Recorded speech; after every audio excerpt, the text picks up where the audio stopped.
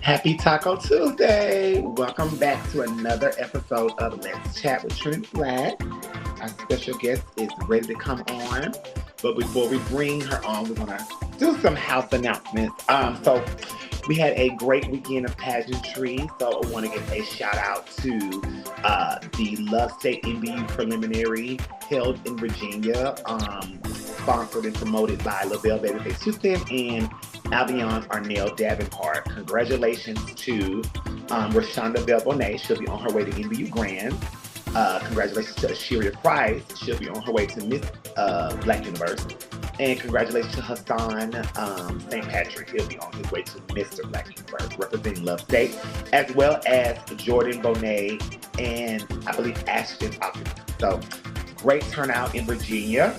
And then over in Texas, there was Supreme. Congratulations to Cheyenne in her first inaugural year. Great turnout there. Kennedy Davenport. I don't know the mister's name. I think it's Gio. I think. And then, of course, Diamond Carrington. So congratulations to those supremely winners. And then if there was any other pageants besides those two, I don't know. Black Memphis. I think there was a pageant in Memphis. I know Janiyah Price won the plus. Other than that, I was at Chris Higgins, owner of Black America, 60th birthday party this weekend. And it was this Sunday rather, and it was a great fab event. Hello, Miss Creole MBU. Miss Creole BU. Trinicia Sanchez, my Duval queen. I hope that you are not paying attention to the people that may not be in your corner. We don't care about them. We are only honor the people that are in our corner. So those are the people that you should be worried about. Like Raquel said, do not be worried about the distraction. You know what we are trying to do, and we are focused on that and them only. And it was good seeing you too. Sanchez reunion was this weekend. I'm an honorary Sanchez by the hands of Sasha. So the Sanchez reunion was this weekend, so it was good to see Trinicia and of course Sasha and Isaiah was in town. Hello, Billy. And so we had a good time with Christopher. He celebrated 60 years. It was a great show. Like, it was just amazing to see everyone come out and pour into him because he's always behind the scenes pouring into everyone else. Listen, this weekend, it's still playing? Okay, let me turn it off. I'm sorry, y'all. I'm so sorry. I forgot to turn it off. Hold on. Okay, that's better. Let me know if that's better. So this weekend is Ebony International in Atlanta, honoring, Kaylon Starr and Raven Black, as well as Chastity Starr and Pierre Santi. So if you're in Atlanta this weekend, please go out and support them, along with the people that will be competing. It's 5 pageants. It's Newcomer, Plus, and Mr. and Miss. I am a former 2008, but I will not be there. So I have to work this weekend because I have my own give up next weekend. So the People's National Pageant will be August the 2nd in Concord, North Carolina, honoring myself, Rico Chappelle, and Amaya Glamazon. I'm going to try to get them on next week, Rico and Amaya, and just have a little cute little 15-minute chat. But yeah, so we are excited about relinquishing our title there next weekend. It's been a very, very, for lack of better words, complex year. Um, and so I would love that Trinicia Romel has already said, I got off. But I understand if you can, you got a lot going on yourself. But it's been a very complex year. Very, very, I will say, and this doesn't mean anything bad, but if I had to compare, it's been probably my worst reign. But and that doesn't mean that it was a bad thing. It's just, I compare my reigns. And nothing compares to Duval. But we I think that everything that we went through, I went through, they went through, had to happen within this first year so you can, iron out all the kinks. And I would much rather them go through it with us. And then 10 years from now you have this court that you just don't know how to handle. But we got it together, even though we got together at the end, we did get it together. No one's at fault. Everyone had their part to play in it, and we'll just move forward. But other than that, yeah, so if you're in Concord on the 2nd, or Charlotte, it's like right outside of Charlotte. So it's like 3 hours from Atlanta, like 15 minutes from Charlotte. So you can come. It's going to be a great night. I do hear it's a nice little lineup coming. And yeah, so it should be good. So I'm not going to hold our guest up because it cuts us off after so many hours. So I am bringing on the co-captain of North America, I say National North America Pageantry System. You all know her as Starzzzzzy. So say hello to my guest tonight, y'all. Oh. Hi. You was getting it together. This phone is just doing its own thing. Stay in the clip. Good morning. I love when y'all, Can you hear me? when I introduce y'all and y'all are in y'all dressing room. You got it? Uh-oh. Can you hear me? Yes. Perfect. Good morning. Good morning. How are you? Trying to live my best life. Are you at home or are you on the road? Well, clearly you're at home. In your background, you're at home. I'm at home, yeah. Okay. Well, I just want to say thank you for joining me tonight for an hour or so to get to know you. Listen, we cannot get no grown person's entire life in no hour and a half and Right. 2 hours. So Right. we love to get the things that we can learn about you, how you came into this art form, and your present stuff and your future stuff. But I have to ask you this because I know I butchers it. Can you please properly pronounce your name? Certainly. It is Anna Starzzzzzy. Okay. Easy. And last name, of course, is Anaquway. Okay. I don't know. I be saying Anastasia, but okay, it's Anastasia. That's where the Starzzzy comes in. That's where the Starzzzy comes in, yeah. And what's so crazy though, Trinity, is people screw up the first name more than they do the last name. And I'd be like, this is crazy. Well, we got it, y'all. So y'all, when y'all see the co-captain, pronounce her name correctly, honey, because she has earned that right. I want to ask you, how has life been since this administration has taken over our country for you? How are you dealing with some of the things that is going on in our world, especially you living in Bible Belt, Alabama? So for me, it's been a completely different journey because I am not American, of course. And so my concerns are not in line with Americans. My concerns are completely different, and I've spent a lot of money to be here. And for that to now be threatened, it raises a lot of red flags. So that's what I'll say on that. My mindset is on a completely different wavelength when it comes to this current administration. And then of course it's the rights. I'm married, so it's now like, are my rights as a gay man married to another man, is that up for grabs as well? So girl, it's a lot. Okay. Do you Yeah. find yourself in any, you know, close situations where you feel like something may happen or could happen, or are you not even concerned about that?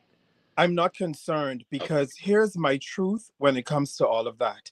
Mhm. If I was from, let's say, a war terrorized country, if I was from a country stricken by poverty, I think I would be moving in fear. But because, girl, if these people say you gotta go, girl, I'm going north of the border, baby, baby, that ain't no tea.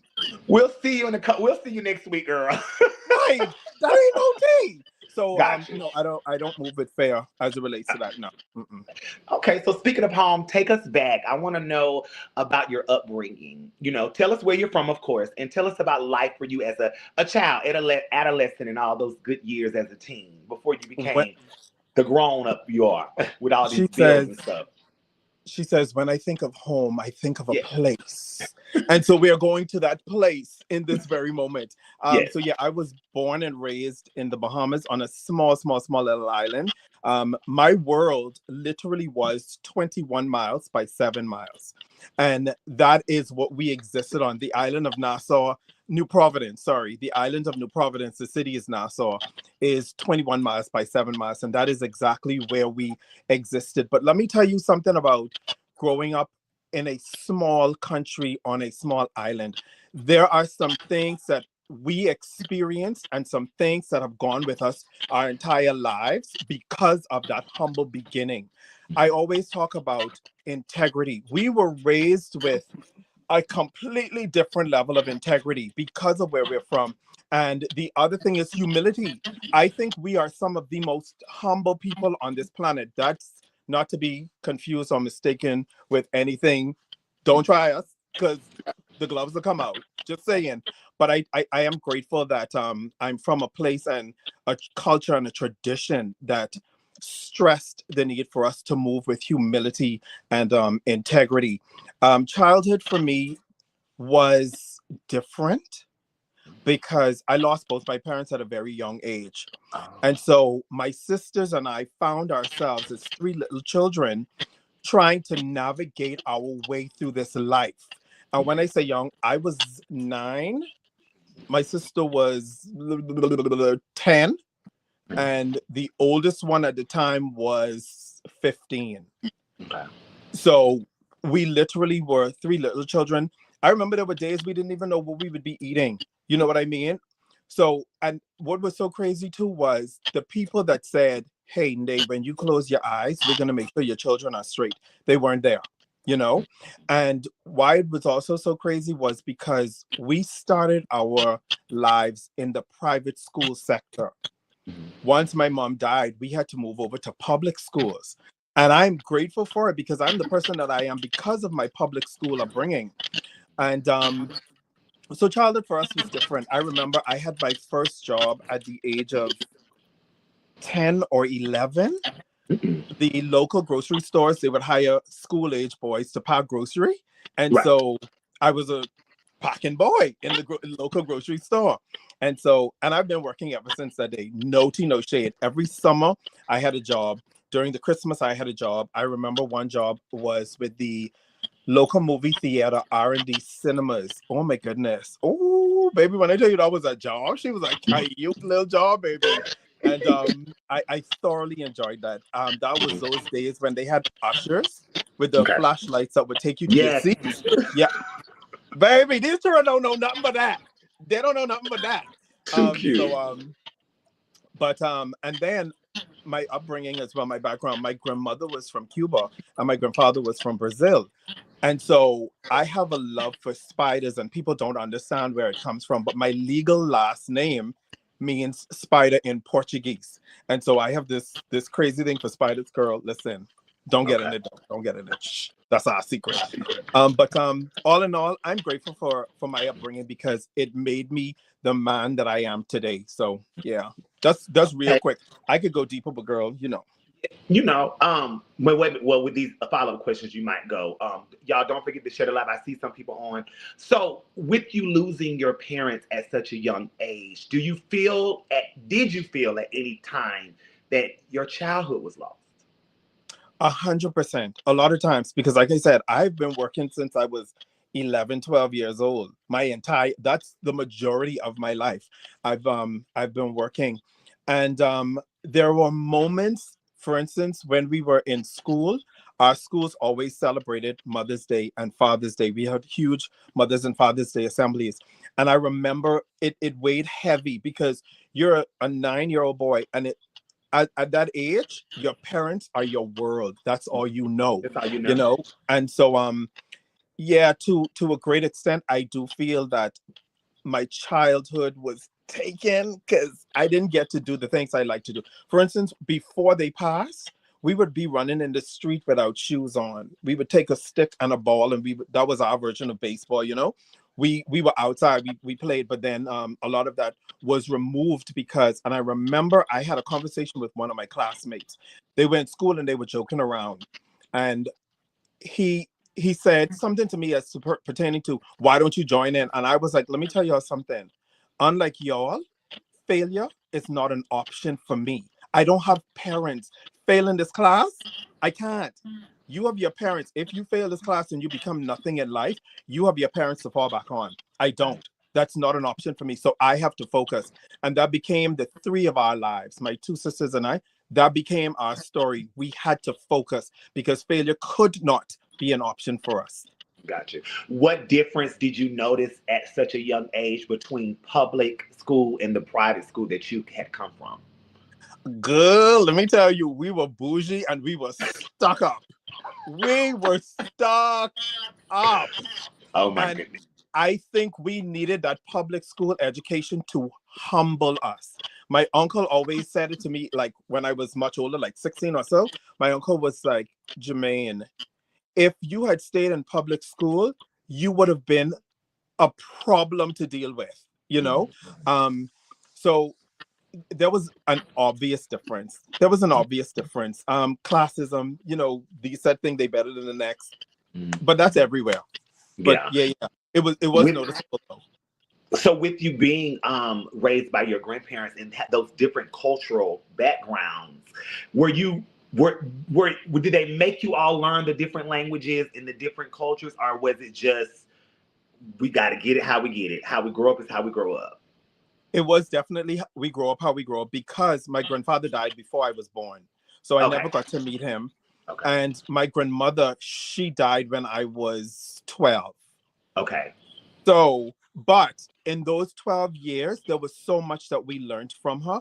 The one thing I always said was our greatest disadvantage was our grandparents did not speak their language around us.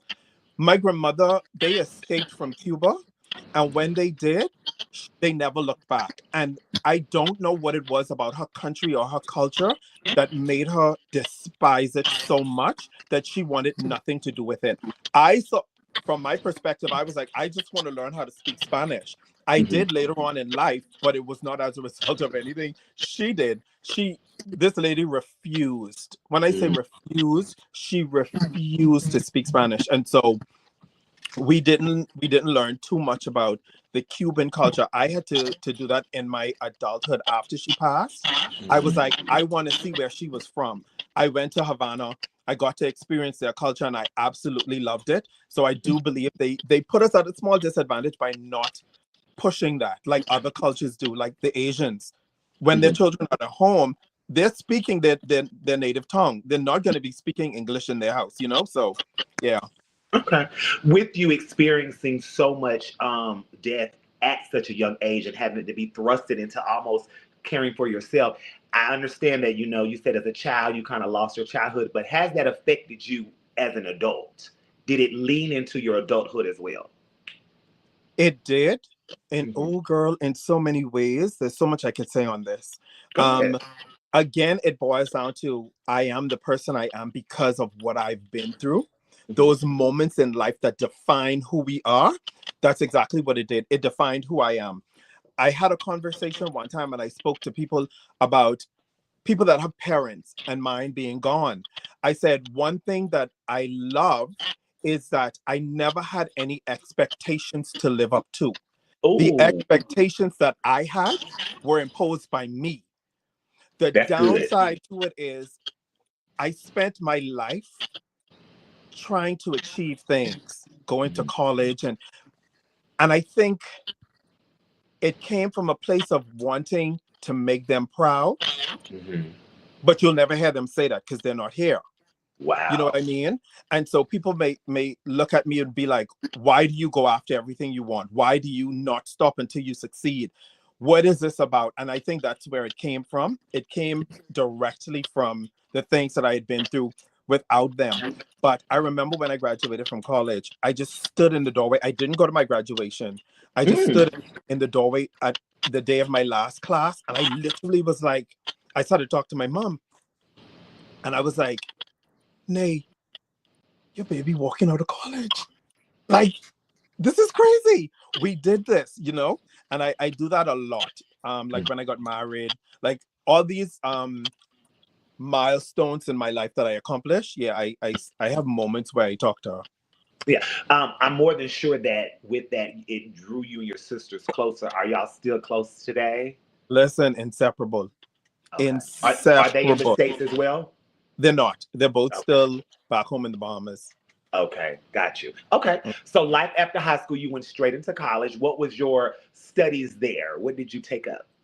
So I didn't go straight to college Oh, okay. because I'm I sorry. couldn't afford that stuff. Let me tell you, no Okay. ma'am, no ma'am. She had to go to work. Um, so straight from high school, I went into the insurance industry. I did that for about 5 years, Okay. and I remember this one day I stood in the conference room looking out the window on the seventh floor, and I was like, "This ain't it. Mhm. This ain't what life's supposed to be. Insurance for old people." Let me say that. That's for old people. Right. And and so I resigned and I spent what 2 years just traveling the world. And then I was like, okay, time to get serious about life again. And that's how I ended up in hospitality. And I've been in hospitality ever since. I Yes. didn't, and the reason why also I didn't go to school, my oldest sister, she became like the mother figure for us. Right. And she was at the tail end of high school when our mom died. And so she had to give up whatever dreams she had to ensure my sister and I were good, you know? And so when the time came, the minute I graduated high school, it was time for her to go to university because she had already spent all these years not going to university to take care of us. And this girl was Right. working two jobs just to make Right. sure we were good. And so when I left high school, it was time to return the favor. And it was when I tell you it was a no-brainer. It's like it's now time for her to achieve her goals. I'll go to work. We'll support her while she's off. She went to school in Boston. And so while she Mm. was there, we were holding it down for her, sending her money to make sure she was good. And once she graduated and stuff, then we started to navigate. Oh. Hey, time to get life. And I actually went to school to study construction management, and I Oh. loved every bit of it. And you went to school you went to school in the Bahamas, or No, did in you Canada. In Canada? Canada. Oh, okay. Okay, Yeah. gotcha, gotcha. Yeah, yeah, yeah, yeah, yeah. What do you feel in the process of you doing that traveling for 2 years? What did you learn about yourself while you were all over the world traveling? That I'm a free spirit. Like I've always heard people say it. I remember, and I said this in my interview for North America. It wasn't Black America, it was North America. Um, my first grade teacher on my report card, and I still have the report card to this very day, she says, Jermaine marches to the beat of his own drum. That was compounded when I was out there in the world. I went to like London and listen, I was all over the place. I just wanted to see everything because we always read in storybooks or heard stories. For instance, my grandmother, she always spoke about the Niagara Falls. And it was always a dream of hers to go to Niagara Falls. And so these were things that were imprinted in my mind. And I said, I have to see these things. I'm sorry. This old lady told me about this stuff. Baby, I need to see it for myself. And so Okay. And so I learned just how much of a free spirit I really am in those Mhm. 2 years. Do you think that if your parents may not have passed at such a young age, you would have been such a go-getter, or do you think you would have kind of been, reliant on them and of that nature? What do you think would have become of you, as far as Baby, I'm that? going to tell you now. When I tell you everything in this life happens for a reason, it happens for a reason. My parents were taken away from me because God knows I would have bled those people dry. Dry. Trinity. Okay. So I'm the last of three for my mom, and I'm the Uh-huh. last of 12 for my dad. Okay. I am the last child. Y'all are going to take care of me Mhm. until the day y'all close your eyes. Right. Y'all brought me here. I'm going to live in y'all house till y'all die. This is it. This Mhm. is it. So Right. yeah, no. I promise you I would be. I mean, I'm saying that, but I really don't know. But if I had my choice, girl, I would be heavily reliant on my parents. They'd be like, Jermaine is a loser. And I would be fine with that. Okay. But Yeah, that's ma'am. not you all's culture, is it? Your culture is to be out and be progressive, right? Yes, Okay. 100%. So they would You have go to definitely been getting school, on to you. right? You go to school, you graduate, you get a job, or you go to university, graduate, and then get a job. So Okay. yeah. The majority of people move into the workforce immediately after high school, though. Okay. So briefly tell us how you even started the art of female impersonation. When Oh, did girl, that come out? we going there, and I'm gonna shout out this the first drag queen that I ever saw in person.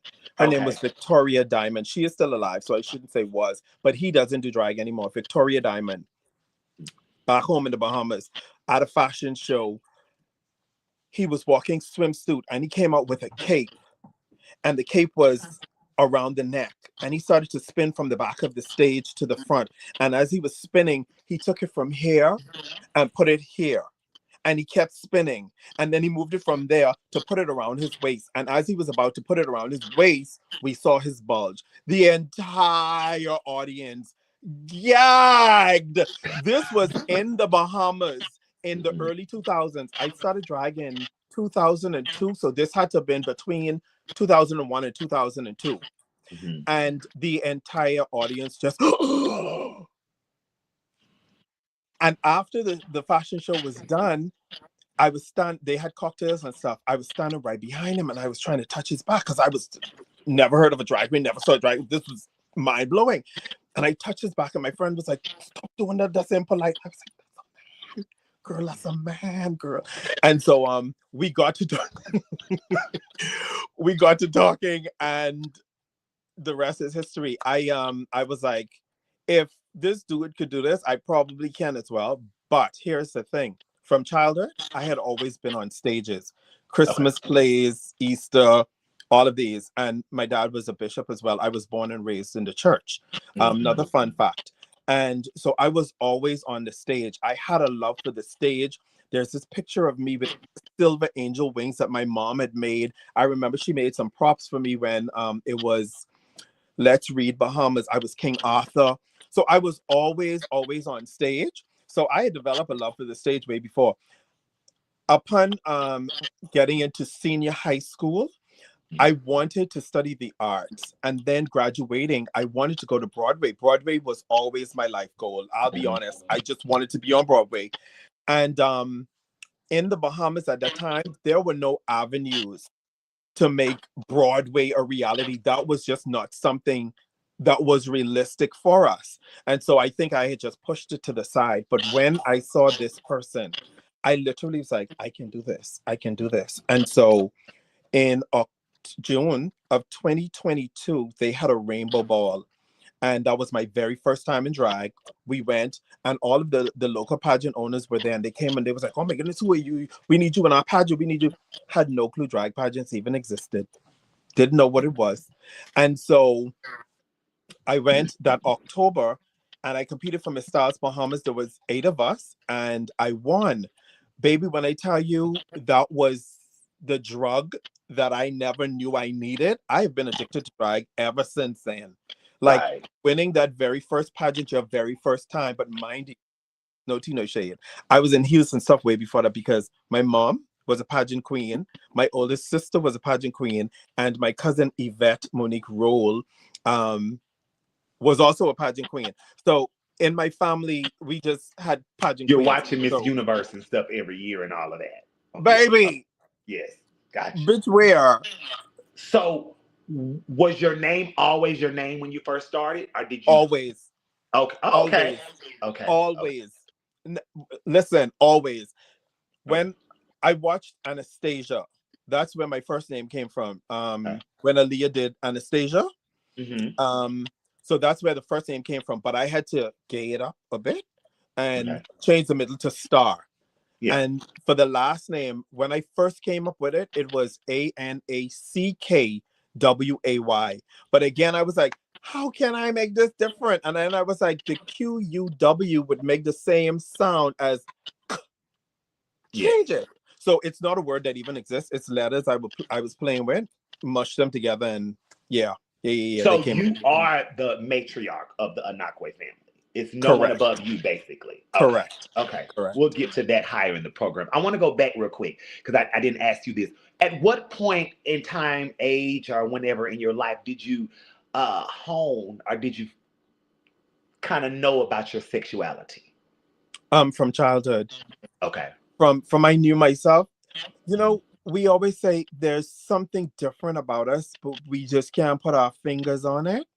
And this is why representation and visibility are very, very important because we are existing in this world as this gay Black little boy on this third world country, knowing that there's something different about me, but I just don't know what it is. I'm different from all of the boys that look like me, but then there's this other gender, we're gonna call it girls.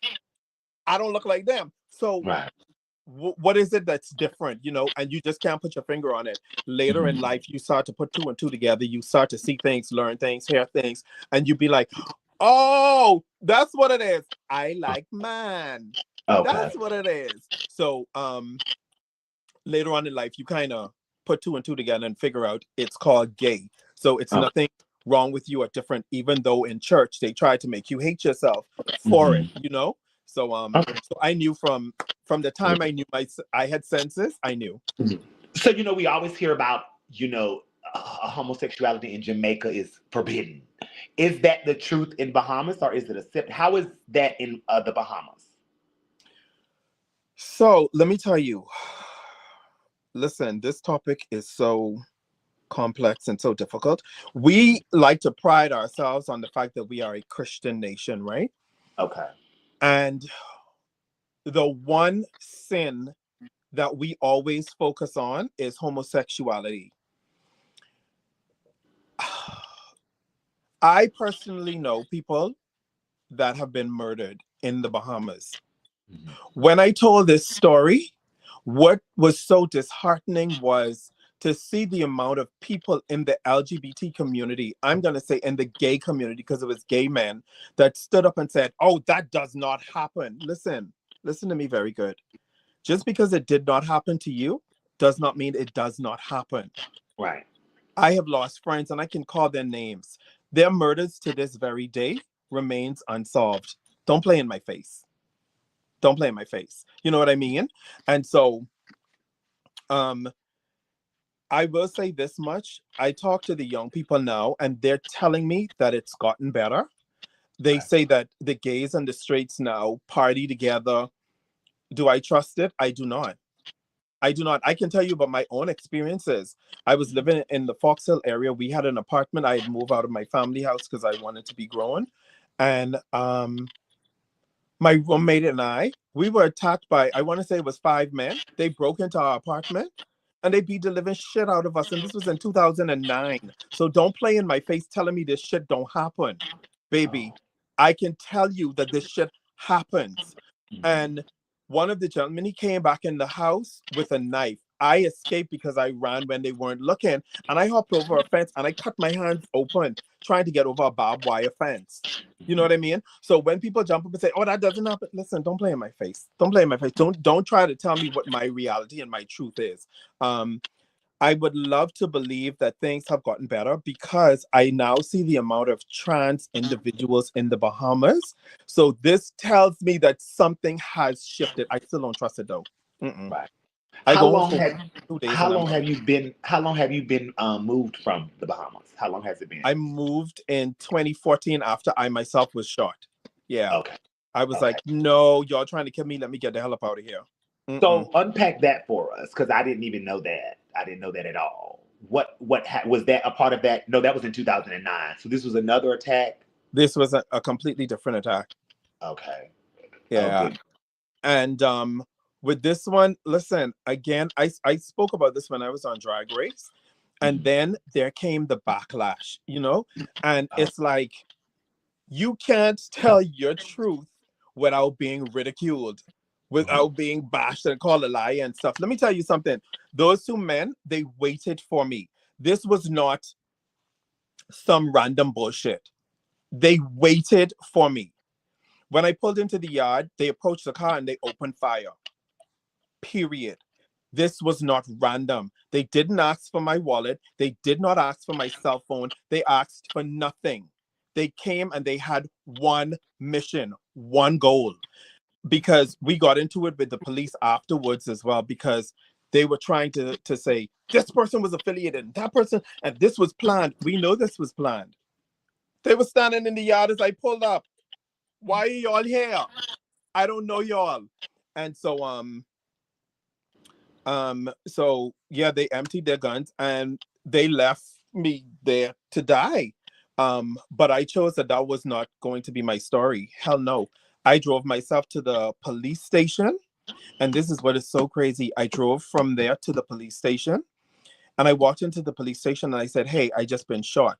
Mind you, I didn't know how many times I got shot. It was three. I got in and I was bleeding. I was bleeding on the follow, and I was like, "Hey, I just got shot." I want to say it was three of them in there. I can't remember. They looked up at me and it was almost like, well, what the hell you want us to do? And Wow. so I said, okay, I'm going to go to the hospital. I got back in my car and I drove myself to the hospital. Um, there's a bullet in my right kidney because that night the CT scan at the hospital wasn't working. So they left it.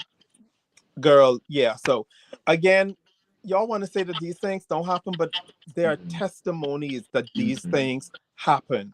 And so Wow. once my So that doctor gave me the clearance, I left, girl. I was like, screw this, y'all could have this. that is two different instances where you survived, basically. Mm-hmm. What would you say is your purpose with life now that you know, or now that you have survived that? Trinity, I have no clue. I Okay. have absolutely no clue. Let me tell you, I believe in fate and destiny wholeheartedly. I believe that everything in this life happens for a reason. I also believe that no one leaves this planet without fulfilling their purpose. Mhm. Some of us do it and don't even know that we do it. You know what I mean? I'll even reference a newborn baby dying right after birth. Their purpose had to have been fulfilled if they left this earth. Their purpose may have been to bring joy to their parents, if only for a moment. You know what I mean? And so I don't know what my purpose is. The only thing that I do hope is that the way that I live my life inspires someone, encourages Mhm. someone. I try to live as authentic as I possibly can. Like when I tell you this is me, Yeah. this is me. This is who the fuck I am. And I hope, because I walk in my truth, my honesty, and my authenticity, I hope it does something for at least one person. Yeah, I think that your purpose is or could be you just being you. The two stories that you told, because everyone hasn't survived that. I didn't even know any of that. So I think that that's a start. And then you just being your authentic self. Especially in this community, we don't always get this pageant world. We don't always get that contestant backstage. Hey, girl, what you doing? And da da da, and so bubbly because everyone is in panic mode and competition mode, but that's not you. Watching you at Black America as well as at North America, you weren't that. Yes, you were focused, but you were still, being who you are authentically. Hey, girl, what's up? So I think that's definitely one of them. Thank you for sharing both of those stories, because I knew nothing about that. And But that's why we have you on, the people on, so they can talk about your life. 100%, baby, 100%. So let's take a break and let's get to know you on a personal level, your life. Tell us what your biggest fear is, if you have one. You know what? I don't have fears and I don't have regrets. Okay. And I think it's because of everything that I've been through. Mhm. Um, Evidence of that was when I went on The Amazing Race. I went to do that because I needed to prove to myself, hey, you have a fear. You like to tell yourself you don't fear anything, but you have one. I think recently I overcame the only fear that I had, and that was the fear of death. You know, after having experienced so much of it, because about 2 years ago I lost my sister to cancer, and Okay. that it kind of did something to my mental, because I was like, okay, in life, we know we're supposed to lose our parents. At least that's how it should go. Parents, then child. And so you kind of, well, I kind of told myself it's natural to lose your parents. So that was that. But then to lose a sibling, like it kind of hit a little different, because I was like, wait, hold on. Hold on. How do you die at that young age? Like, hold on, wait. It was not clicking. And I think after losing Sophie, it kind of, and then growing up in church as well, there was always this saying, death, where is your sting? I now understand what that is. I've lost so many friends and so many family members that it's like my aunt died the other day and I was numb, you know? I love my aunt to death, don't get me wrong, but I just didn't have any tears. I was like Mhm. part of life. And Right. so it brought my own mortality into question, and I literally was like, duh, the Bible says as a man is born so shall he die. Mm. It's gonna happen, ain't shit you could do about it, so Right. just enjoy the time that you here.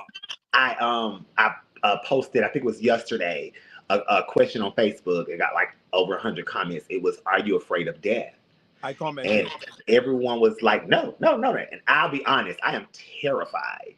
And I'm terrified of my parents leaving. I'm terrified of me. It's just like one of those things, because I didn't experience a lot of death growing up. All of but one of my grandparents are gone. But other than that, I didn't experience a lot of death. So when it Hmm. happens, I'm like, it just terrifies me. But Yeah, yeah, and I'll that's read my mouth. understandable. So you said you are a church kid. Your dad was a bishop. So let me ask you, if you could choose a character from the Bible that best fits you, who would it be? Jezebel. No, no, no, Delilah. no. I mean, ooh, ooh. You know who I love? I love the prodigal son, but not returning. Oh, okay. Going out Yeah. and being on his own. Yeah, Okay. just leaving all Yeah. of it behind, and I'm not returning. Yeah. No. Okay. Okay. Yeah. That's good. All right. Your favorite color? Oh, girl, that has gone through so much. I do love green. Oh, Okay. I love me some green. That's why I went over to Westland that time. Because, bitch, Mhm. when I tell you green, I used to love green so much, but now I am absolutely in love with black. Okay.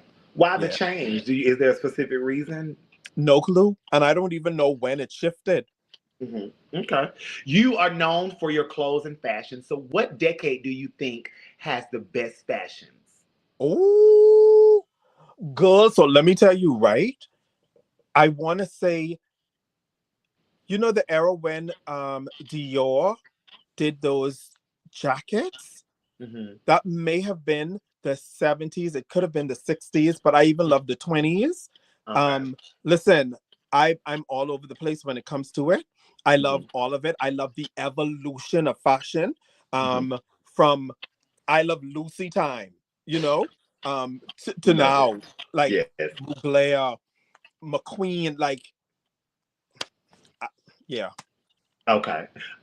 If you could be best friends with any celebrity, who would he or she be, living or dead? Oh, girl. Oh, girl, you are hitting with these questions. Celebrity, living or dead. Let me think real quick. I promise you I won't take too long, but I will be right with you. Mm.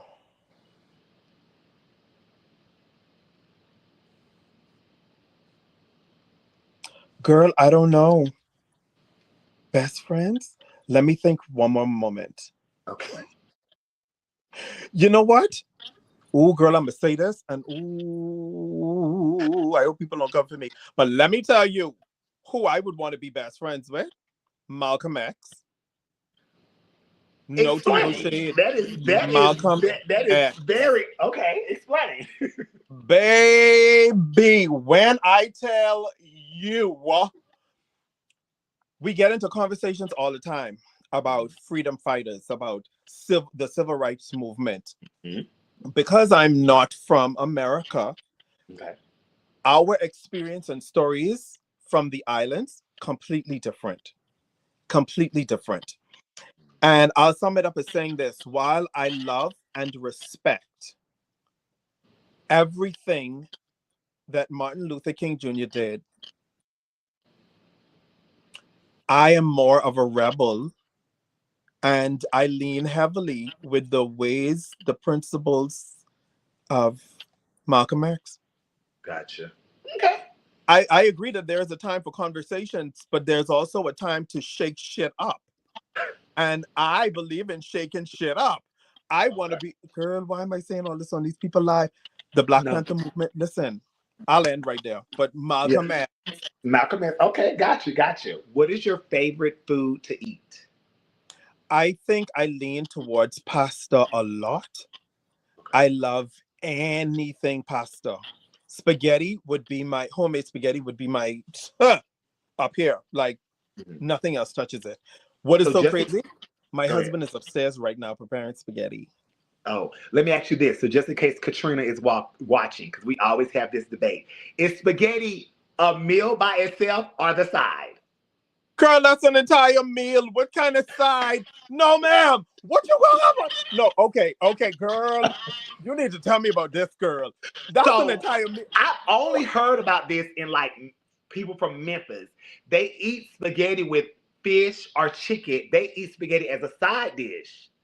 You know We what? used to eat it as a full meal with a salad, a roll at home.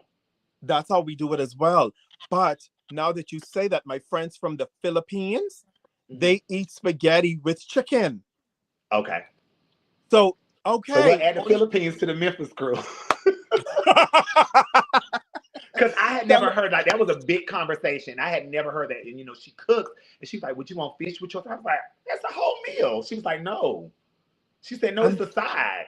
and the I said, well, protein our is side already in growing up it. would be like salad or corn, but in a roll. But it was never another meat because you have meat. The protein is Okay. already in it. Oh, Yes. Okay, gotcha. Okay. girl, I'm a mind my business. What makes you cry? Death. Okay. Death is the only thing that makes me cry. The only disappointments don't. Ending relationships don't. The things that people typically cry for, no, no, Okay. no. Okay. Yeah. What would you say is your biggest pet peeve? What pisses you off? Oh Lord, there's okay, so this one is real petty, but I'm gonna say it. One thing that pisses me off is belated birthdays. Don't don't ever say happy belated birthday, Jermaine. I have blocked one of my cousins for the last 15 years, and I have not spoken to her because she said happy belated birthday, Jermaine. That pisses me off. I would prefer for you to say, hey, you enjoyed your birthday?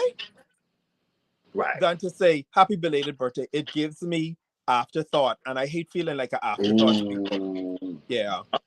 Oh, When I tell that you is I'm huge on it, I'm huge on it. And I always say people, do not get in my inbox with no belated birthday. That shit gonna get you blocked. And I don't do it to people. I would hit Mhm. them up and say, hey, I hope you enjoyed your birthday. Hey, how was your birthday? You know what I Right. mean? But I'll catch you next year for sure if I missed Oh, it. Yeah. okay. What is your favorite holiday to celebrate besides your birthday? So people would think I'm a Christmas freak Mm-hmm. because so truth is I lost my mom and my grandmother during Christmas. One in Okay. 91, one in 96. And so like the year my mom died, she put the tree up in November because she died November 15th. So early November, when she'd already gotten the word, she put the tree up. And my sisters and I, we didn't understand why this tree up in November. You know what I Right. mean?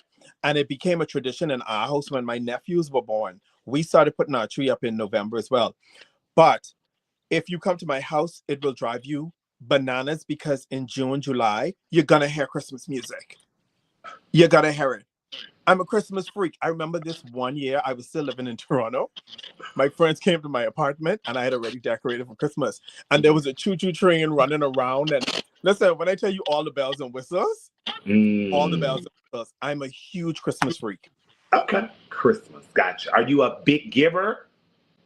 Gift giver? I am. I Okay. am. And Okay. especially too, because as you get older, there's not much you want. Like for the last 15, 20 years, I have not wanted anything. I don't want anything. Everything that I want in my life, I go and I get it. So by the time It's birthdays and Christmas come around, I'm like, I already have everything I need.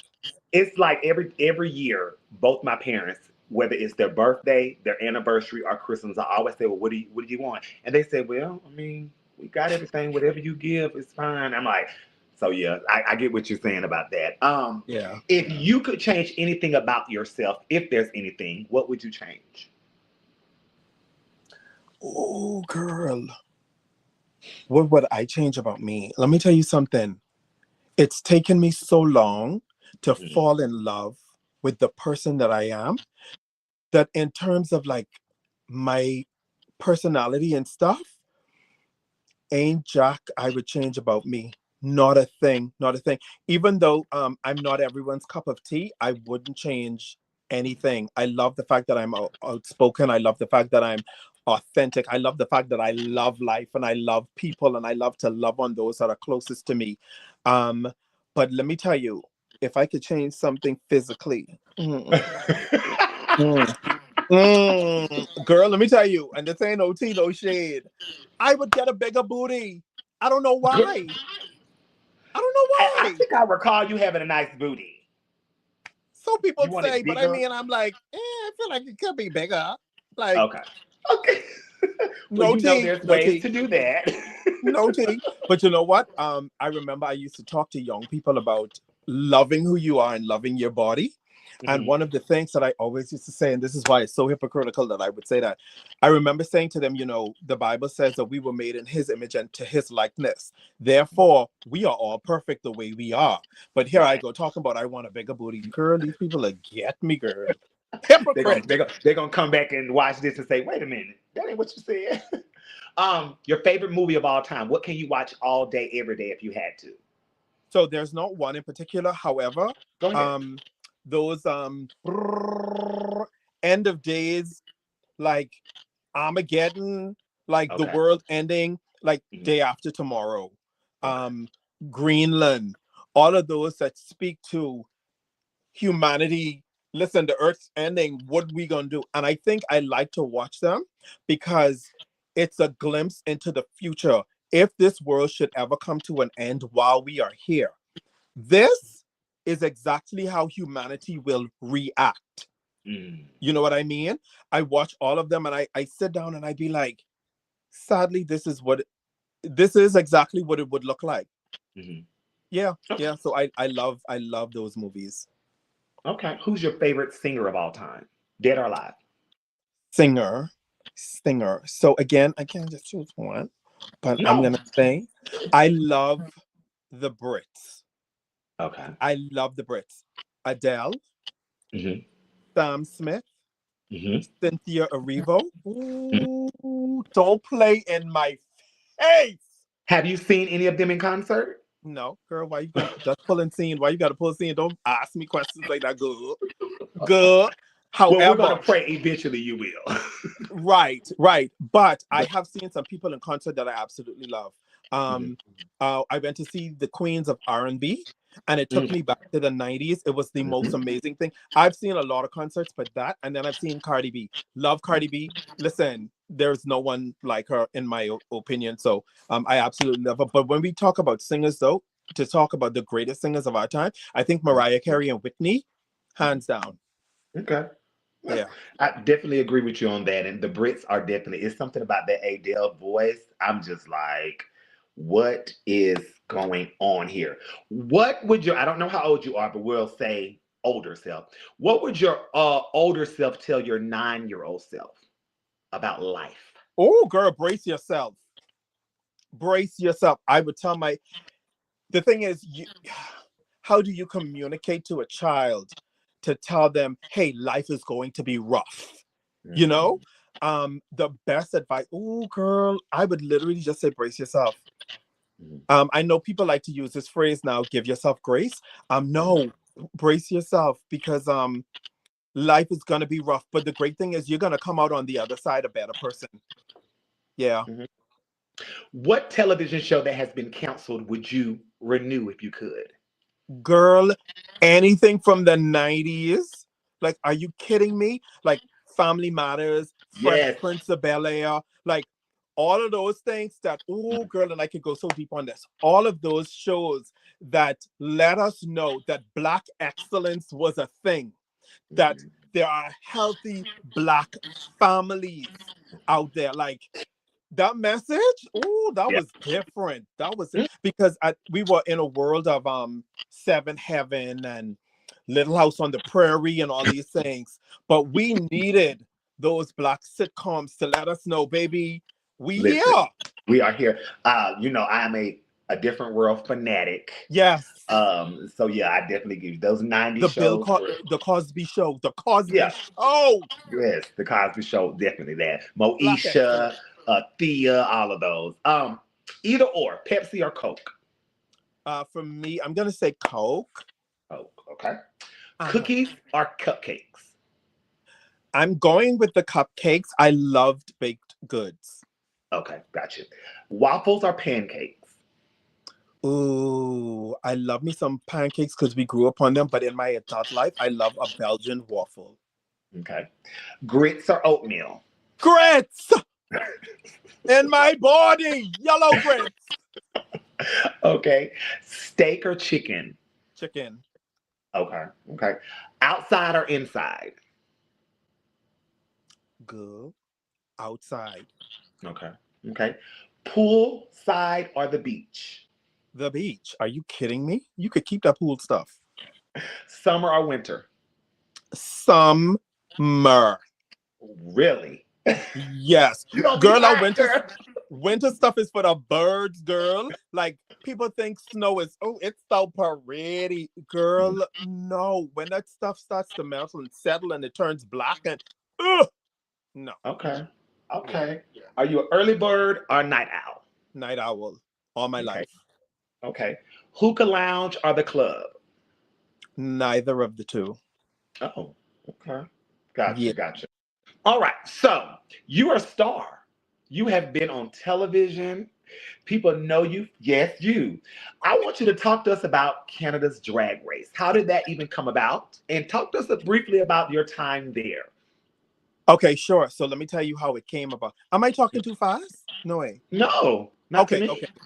okay. Canada's Drag Race. How it came about. Um, the announcement was made that Drag Race was coming to Canada. I went around the village saying to all of the queens, hey girl, go audition. Hey, have you auditioned? You need to audition because we need whoever this is that's producing it, we need them to know that we have sufficient queens to do more than one season. And so I was everywhere telling everybody to audition.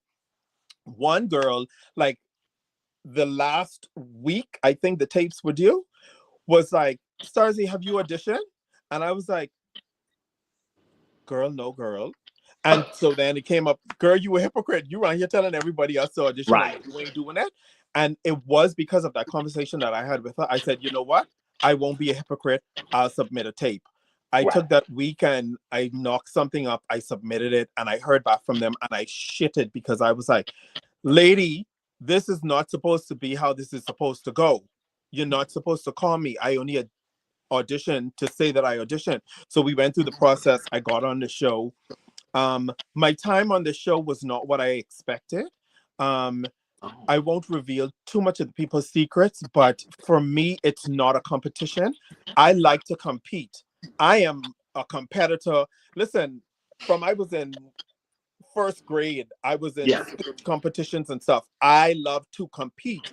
And I got in and I realized it's more of a TV show than a competition.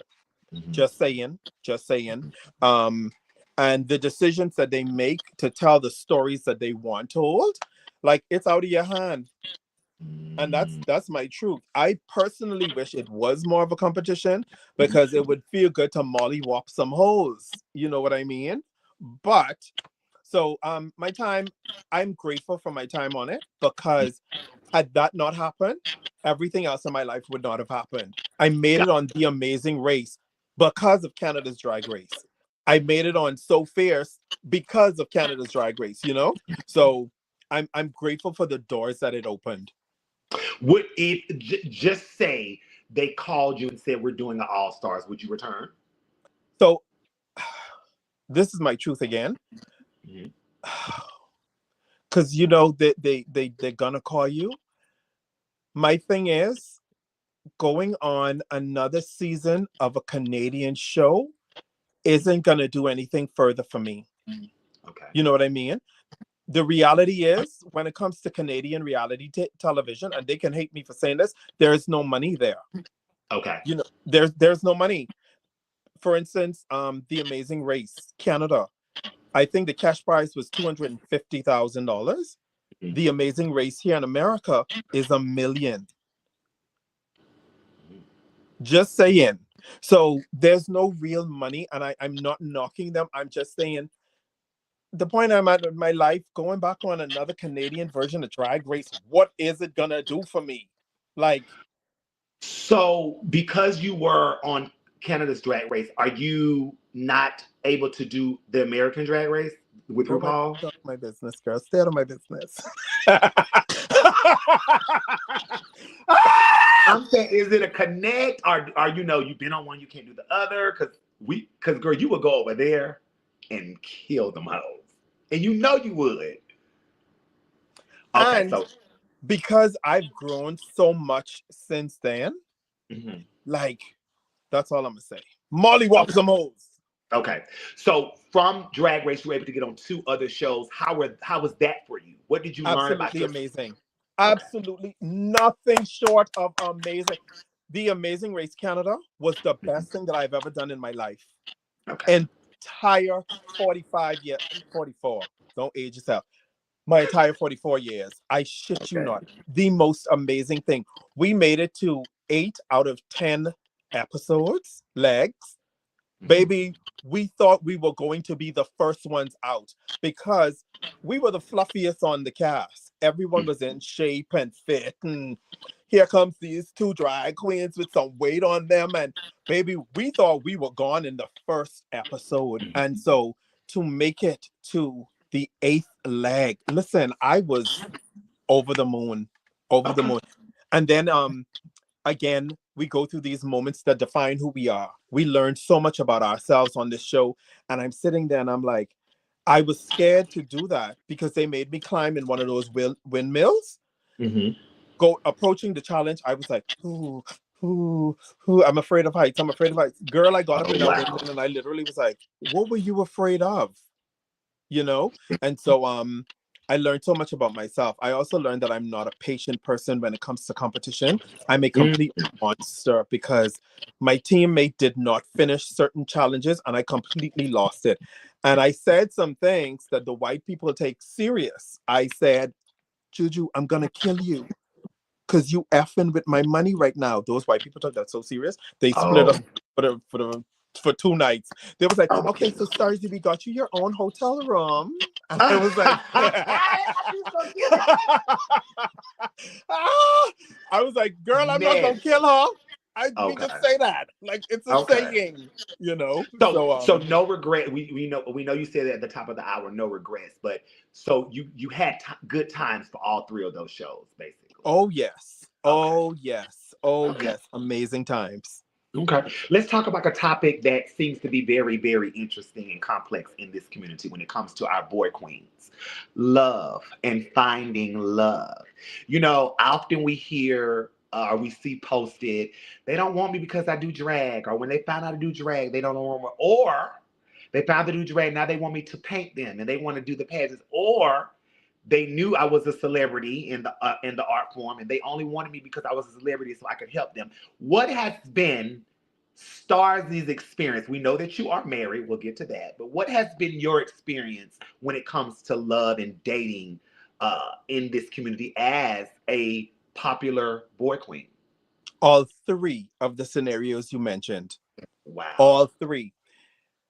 For the greater portion though, it's the you're a drag queen, I can't date a drag queen. That was the greatest narrative of all. And it is so unfortunate because I think I am such a catch. However, I don't hold on to that stuff. I'm not going to hold on to any of that stuff. That is trauma that you have to deal with because that has nothing to do with me. Um, and I get it, but it comes from self-hate even, because here's the thing, boy queens, before we are queens, we are men. And if we're saying we're gay, you are attracted to a man. And I am grateful to all of those men that passed up on me because I was a drag queen, because I wouldn't be married to the most amazing person that I'm married to today. Let me just say that real quick, Um, I have an absolutely amazing human in my life, and I would have it no other way. We've been together going on 5 years, married for one. We just celebrate our first marriage anniversary. Listen, play with your mammy. So I can definitely relate to that first one. The second one, I also traveled that journey. One of my exes is now an amazing drag queen.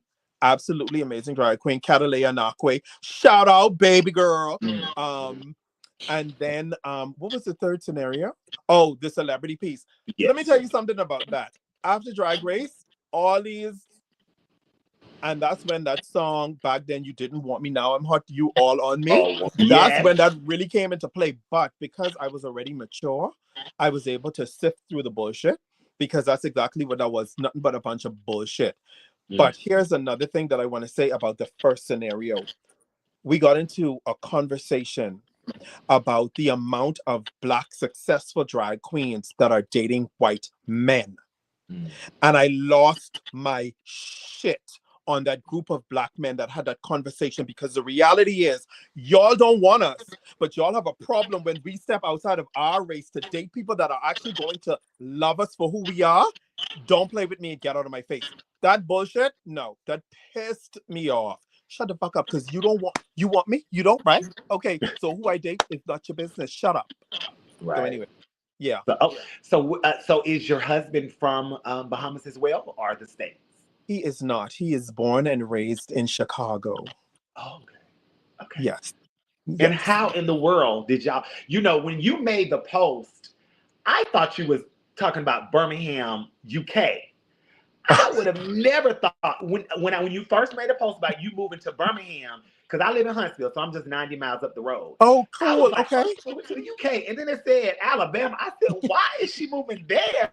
Please tell us how you got to Birmingham, Alabama. Girl, what is so crazy is I always said to people, had I not moved here and had I not met him, I was moving to the UK. That was my next move.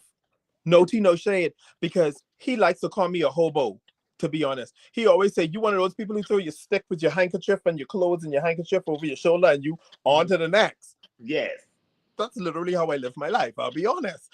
Right. And so the UK was going to be the next, but it boiled down to, for us, um, bang for your buck, in Okay. honesty, when it comes to home ownership. Listen, Yeah, you're right. we look far and wide, north, south, east, west. Yeah. We found a property that we absolutely fell in love with, and it was like, do we really want to live down here though? Are we really gonna do this? Okay, Well, let's. I see you out. You're at all of the black events. You were just at something a couple of weeks ago, one of the galas I saw you at. And I was like, oh, Uh-huh. okay, my friends are Uh-huh. there. So, yeah, so look, you're enjoying it. Mixing, mingling, rubbing elbows. You know what we do. Mm-hmm. Yes, okay. Well, shouts out to that. So let's play the game. I'll give you a word, person, place, thing, something you may have done, said, and you just give me the first thing authentically that comes to your mind.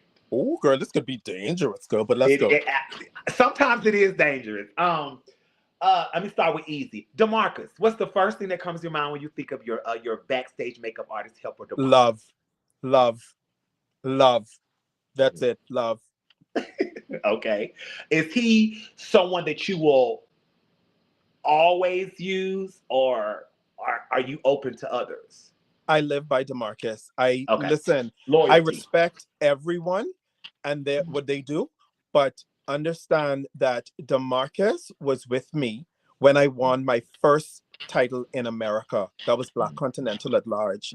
Mhm. DeMarcus and I have been everywhere since then, and we have won everything with the exception of Black America, of course. We have won everything, baby.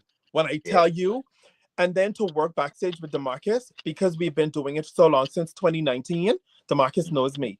DeMarcus Mhm. always says, "Hey, what I love is I could put you in your gown and just zip it up. There's never any sewing in or MacGyvering anything. Yes. Everything is just let's go, you know." Right. So he knows me. I know him. I Okay. love DeMarcus, and I don't What's compete without him. okay? What's the first thing that comes to your mind to my favorite? Your pink J.D. Martin gown. Oh girl, oh girl, oh girl. The epitome, when I say the epitome of perfection. And I know some people will say those two words, the epitome of perfection.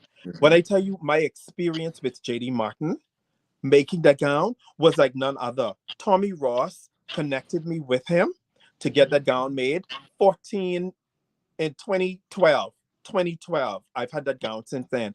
I remember walking into his house for my final fitting, and he had it pinned on the mannequin. And JD will tell you, I stood at the door just gasping because I was like, wait, hold on. That's mine? Like that belongs to me?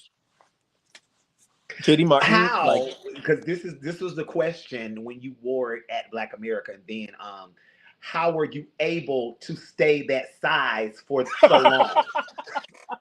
Trinity, there you go again, getting in my business. Girl, it's called getting in my business. Okay, That's so no tea, no shade. that's what I'm No, here for. no tea, no shade, girl. I was 250 pounds. Mhm. But when I wore the gown 14 years ago, I was about 200, 205 the most. Mhm. And I went on a journey, a few journeys to be able to get in that dress. And I always tell people I'm very transparent. I don't hide anything. Right. I was using Zep Bound first and Okay. foremost, sticking my stomach once a week. Yeah, I did it. Okay.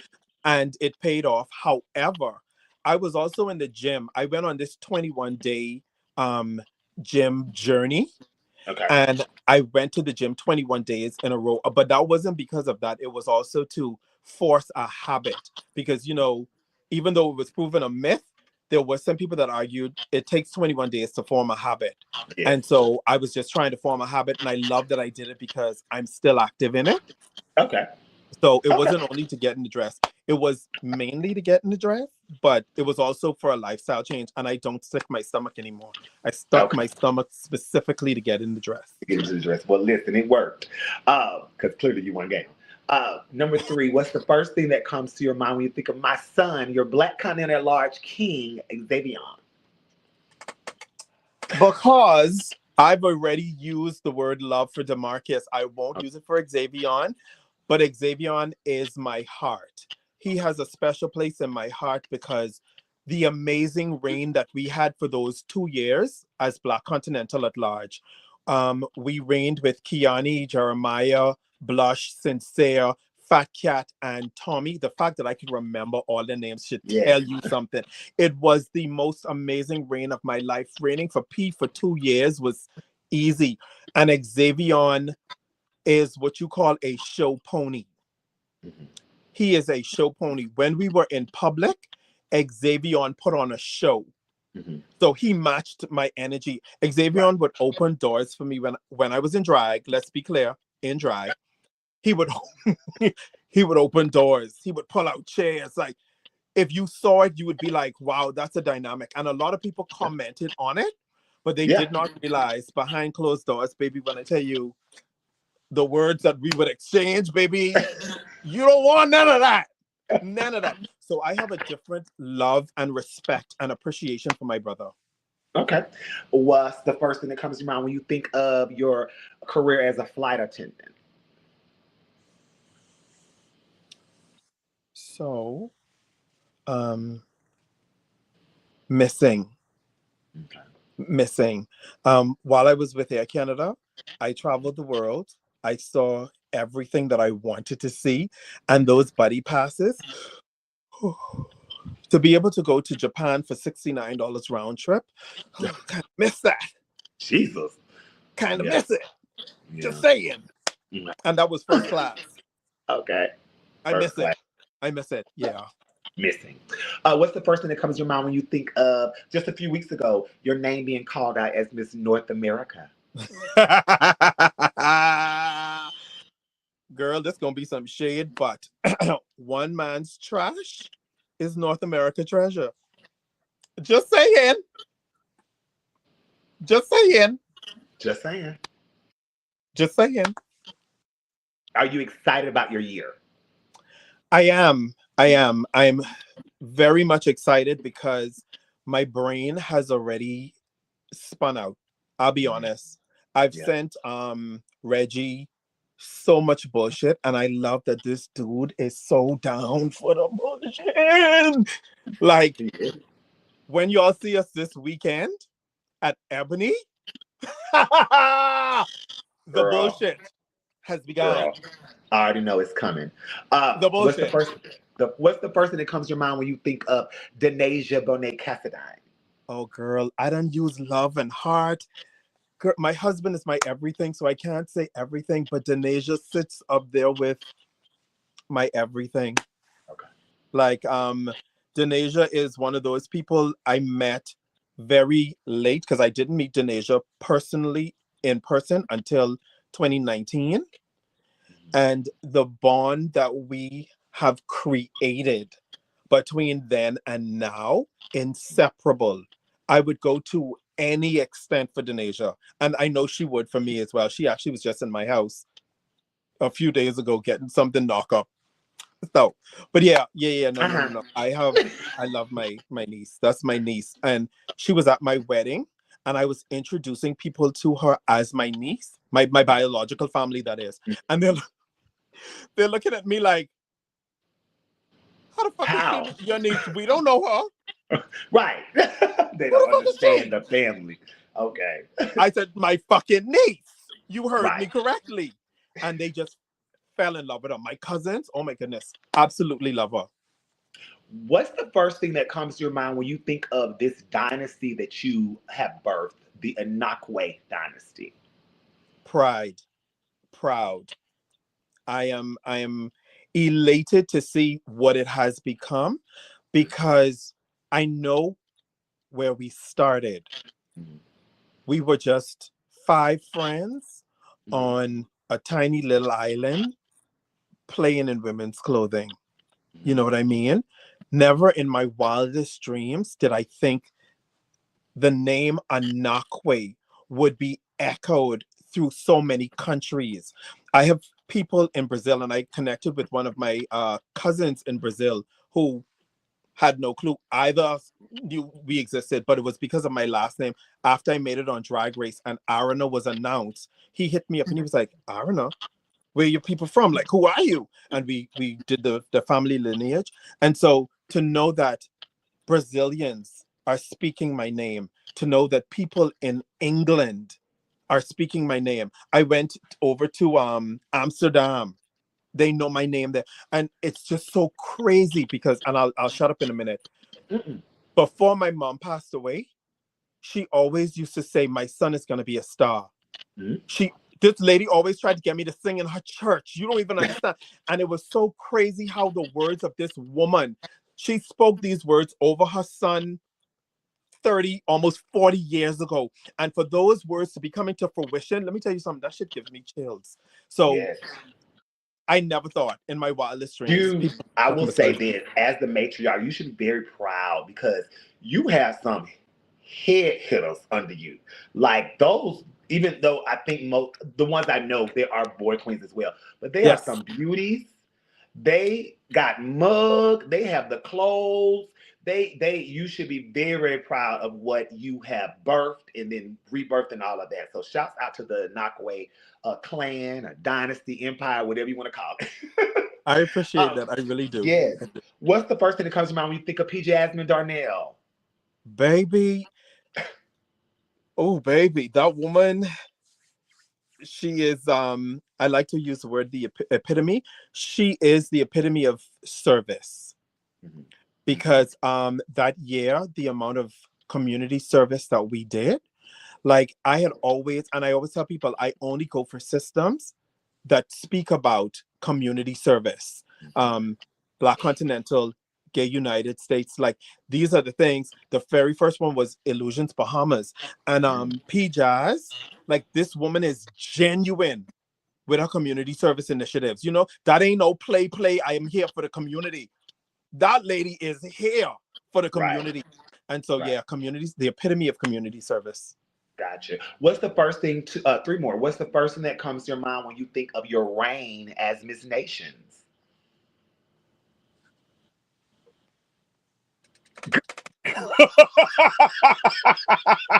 Ah! Girl, what? Trinity! Trinity! Pow, pow, pow! Shots fired. Listen. So the first thing the first thing that comes to my mind is I want to say the correct word because it's Okay. not incomplete, but and it wasn't lackluster. It was, I'll just say ball dropped. Okay. I feel like midway through the ball was dropped. There were things that happened that resulted in the ball being dropped. But becoming Miss Nations, reigning for the first half of the reign was absolutely amazing. Baby, when I tell you, we was out there doing those walks, like the Yeah. flower look that we did for Universe, the bumblebee. Like, Yeah. girl, get out of my face. Like, Right. it's just some things that transpired that resulted in all of us disconnecting Mm. from the rain. And it was not just me, it was the entire court. Let's just be Right. real. But I Yeah. will say this much though, it had nothing to do with Zakia. Okay. It had nothing to do with Zakia. Yeah, no, no, Okay. no, no. Okay. So Zakia you empowered would us. return. Of course, yeah, yeah. I Okay. intend to be there in September. Oh yeah, oh yeah. Okay. Because Okay. that's the thing. I win pageants to return as a farmer. I don't care about the rain and all that bullshit. I won't be a farmer. Like, are you kidding me? If I could go from crown to farmer, bitch, I would. The fuck? No, no, you gonna reign because we got to see them looks. Oh baby, I'm gonna rain. Oh baby, Right. it's gonna happen. What's the first thing that comes to mind when you think of the Bahamas? Home. Home is where the heart is. Okay. That will forever be home. I am the person that I am today, and I've said it before, and I will continue to say it. I am the person that I am today because of my upbringing, because of where I'm from. I'm able to appreciate people for who they are because of where I'm from. So, yeah. Somebody is going on a cruise or somebody is visiting Bahamas. What is the one place or places you would tell them to go? I would tell them to avoid Nassau. Okay. Don't go there. Okay. No, because Nassau is overpopulated, too much Mhm. traffic. Nassau has become a city. I would say if you truly want to experience the Bahamas for everything that it has, the authenticity, the culture, and the food, go to one of the outer islands. One that Okay. I particularly love, the island of Exuma. I got to spend 3 years in Exuma while working for the Four Seasons.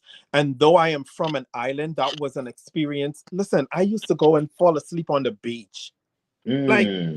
not a care in the world. So I feel like visit those outer islands. Go and see San Salvador. Go and see the Acklands. Go and see Inagua, Meguana. Go to Okay. Bimini. But and I, no disrespecting Nassau because that's where I'm born and raised. It's just that it is too commercial. It's too. Yeah, It's I too think that's the much. first thing you think of when you think of Bahamas. Oh, Nassau, Nassau. That's where everything, you know. Okay, It's gotcha. too So, tourist. It's designed two to tourists. cater to That's the word. tourists. Go to the And locals. lastly, how am I going to word this? Worded, What baby. is the Word. first thing that comes to your mind when you think back in hearing your name being called out as first runner up at Miss Black America? Honestly, Yes, we only like it honest over here. girl, let me tell you, there's something about speaking your truth without diminishing somebody else's. Um, the first thing that came to my mind was, and this is just honesty, because if you watch the video back, you'll see where I did my head towards Chanel Nicole when they said we have a tie for the win. I dipped my head and I was like, oh yeah, here comes the bullshit. Which is why I wasn't phased at all. I literally did my head to Chanel and I was like, girl, here comes the bullshit. And Mm-hmm. so it was expected for some reason. I don't know why. And I think it's because I don't know. I just expected it.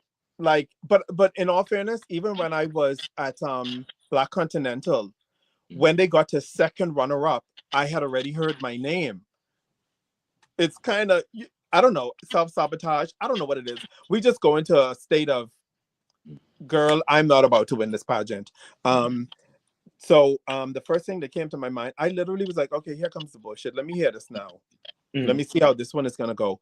But I will say, um, hearing why that drastic amount of points were deducted, it did leave me in a headspace to say, I see y'all and I know what y'all did, and I'm done. No hard Wait, feelings. cause now I'm a foreman. I didn't even know about this drastic. What was the points taken for? I think it was like 20 points from presentation, and it had to do with let me tell you how it came across. Okay. Couldn't hear because of the audience.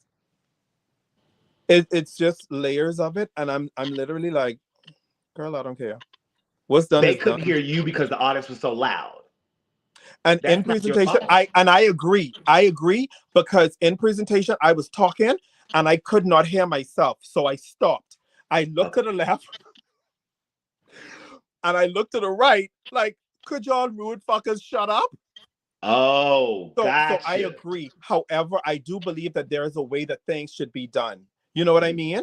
As Mm-hmm. someone that sat on many judges panels, I go into how are we being fair to this person?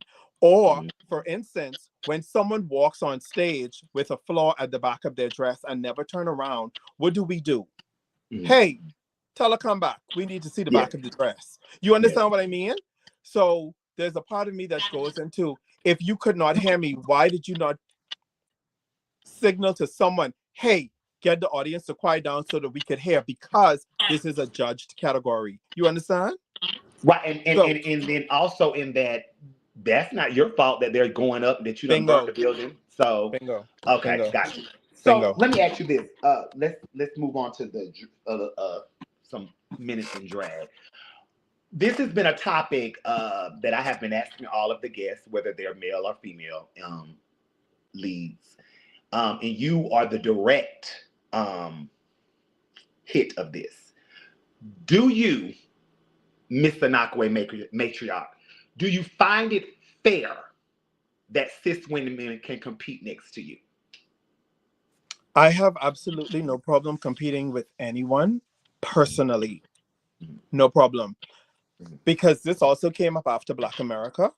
mhm, And I said, these were my exact words. Why would I complain about Glam winning after she won? If I had a problem, we sat at registration and that was the time to say, hey, Seduction and Glam needs to go. That's right. my personal opinion. Mhm, If I had a problem, I had an opportunity to say something about it. You know what I mean? mhm, But I get it because I'll be honest with you. There was a huge number of boy queens that hit me up afterwards and they expressed their concerns. And I literally just became a listening ear. That was it. And one said, I think that it is unfair for me to compete against the thing that I am trying to emulate. when I ask that question, especially when I ask it to women, the first thing it says, well, we can go to Miss USA.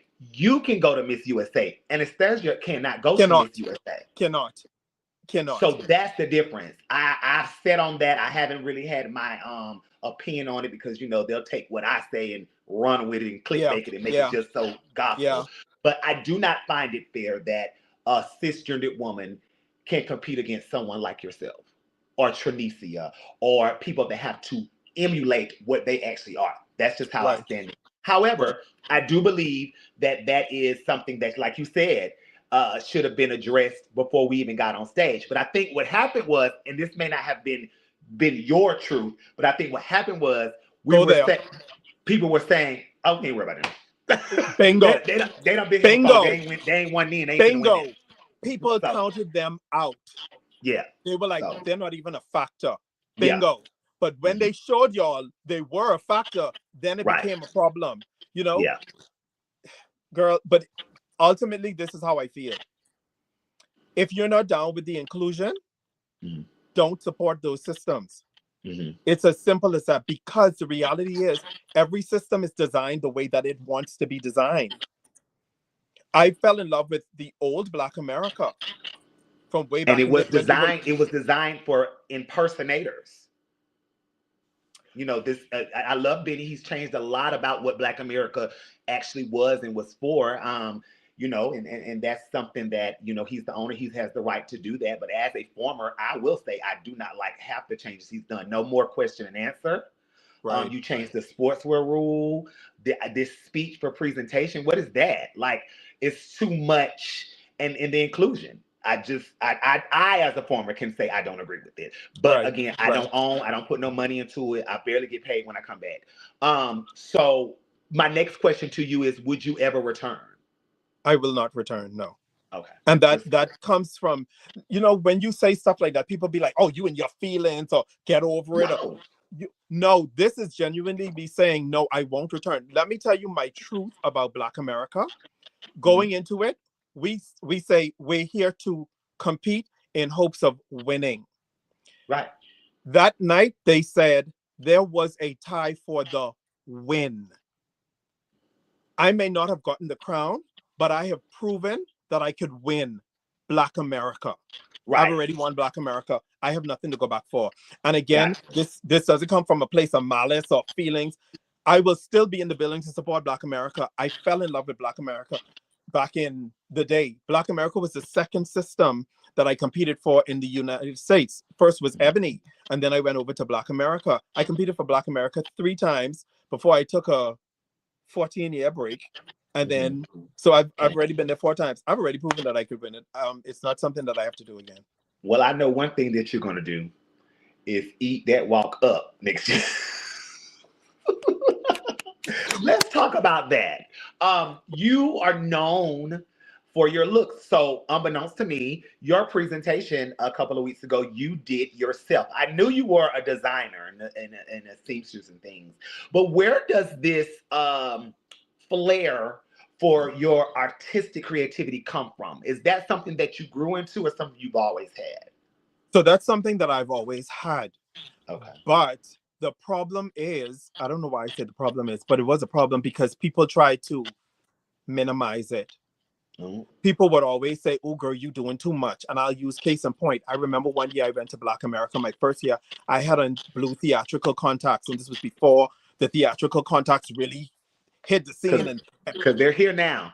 they're here now. And someone, a veteran, pulled me aside and said, those contacts aren't appropriate. Shortly after that, I saw that very veteran competing in theatrical contacts. Just saying. So I've always been this person. I've always wanted to do more. I've always wanted to just be out of the box and do whatever the hell I want. But because of those voices, they said, oh no, they're not gonna go for that. Oh no, don't do this. Don't. Girl, I've always been who I am. I'm just grateful now that I have the voice and the personality that's strong enough to say, this is what I'm going to do. Either y'all are going to like it or y'all not. And then I've always hated clean consistency.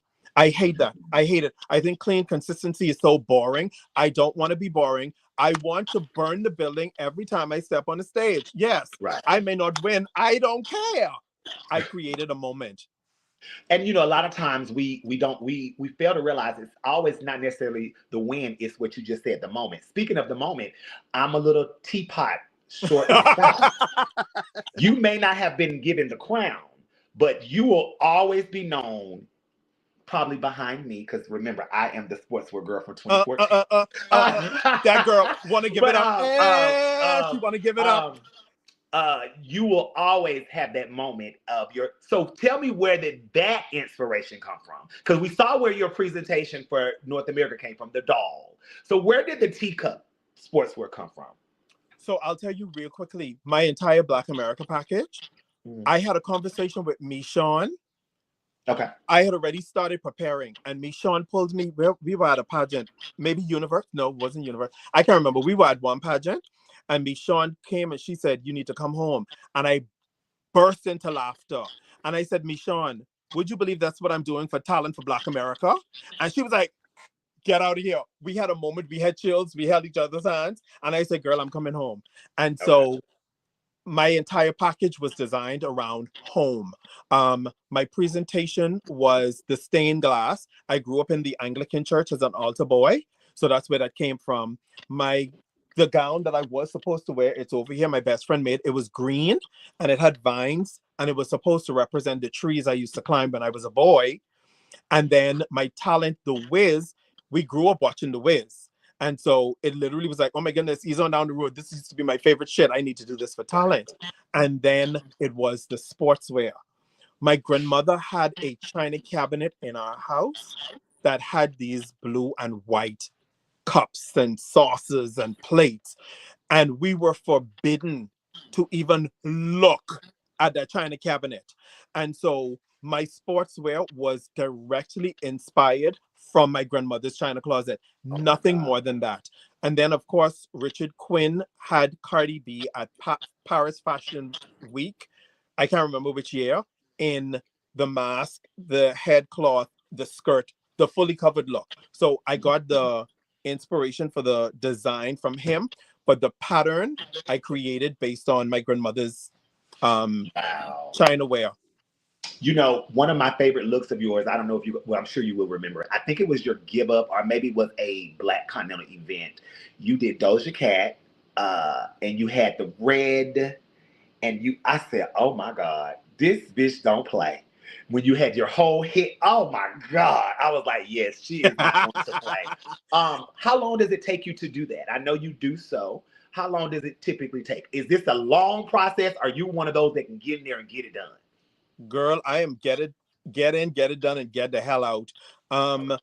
This was my North America presentation. Mhm.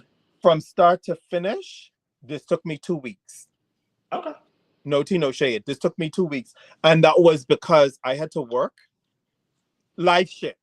Life Right, shit. right, Had it right. not been for life shit, this would be done in a week. I've done garments in 1 week, under a week. Yeah. Okay. Was that your plan to have, well, I don't think people go into a pageant thinking they're going to not win, so they don't have another plan for something else. Their plan is for the year. Was that your plan immediately after not winning, not being crowned Miss Black America, to go to North America, or did that come later on? Because I know you was going to stop somewhere. We talked about it, but you didn't make it there. But how did it even come about you doing North America? So let me tell you how North America came about. And this is me honestly just Yeah. being my truth. North America was never even on my list of things to do. Never even on the list of things to do. Um, I wanted, and I still want, US of A, Okay. Continental, Okay. and AAG. Those are Okay. the things that are on my mind and in my heart. That's what I want. Um, but two people specifically convinced me to do North America. Eric Rainbow, and I still Mm. have ass whooping for him, Oh, and Xavier de Mornay St. James. And I have an ass whooping for him as well, because they because both he was supposed to deserted do me. it. Bingo. They both were. So the three of us were in our little zone, in our area, preparing. And then both of them just up and left me. And I'm sitting here like, wait, hold on. How did I Well, get you here on know this why journey? Eric left. Eric had a We know valid why. reason. Yes. And he and I had a very transparent conversation about that because that's my brother. Like, Yeah. that's my island brother. And so we had a Okay. very transparent conversation about it. And I tell him, if it works for you, take it. It's an Right. opportunity. I don't care what the community has to say. Child, if it's a great opportunity for you, just take it. Right. So yeah, we did have that conversation. But so that's honestly how I got to North America. And Okay. make no mistake, it may not have been something that I wanted, but it's something that I have. And they're Mhm. going to get the respect that they Yes. deserve. Yes. Period. Absolutely. Absolutely. Where do you think the state of drag is right now? Is it up, down, all around? Could it grow? What do you think? I think drag is and I kind of hinted on this in my interview at North America. Mhm. The Bible speaks about seasons, a time to be born and a time to die, a time to plant and a time to pluck up. I believe that our industry is going through a transition period. Okay. Um, and I just think that the younger generation needs to grab the torch and run with it. Because the reality is, a lot of us and the generations before us are moving away from the scene. The girls that we used to absolutely live for, throw the building out the door, Mhm. they have moved away from the scene and they're living life, you Mhm. know? And so I just think that the generations behind us, they need to take the torch and run with it. That's all. But I don't think that we are suffering. I don't think we are at a downtime. I just think we're going through a transition period. Now, it's so interesting that we always talk about numbers. You'll see it on Facebook. The numbers are low here. Or the people are not doing the prelims, or they're what have you. The numbers are not like they were in the '90s, and of course, they're not going to be.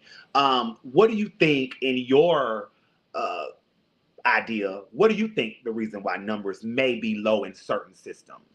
Because clearly, You you know, competed with what, 13 girls? It was how many of it was your at Black America? Yeah, it was a big number. It was more than 10. okay. Thank you Yeah, for telling so me. it was a big number. You was only worried about yourself. But we have some systems that only have two. We have some names, big Q systems that only have five. So what would you say you would think that the reasoning is? You know what? I'm gonna go completely far left with this because I've heard this conversation and I've heard everyone's opinions on it. Yeah. I'm gonna say I think it's a combination of access and social media.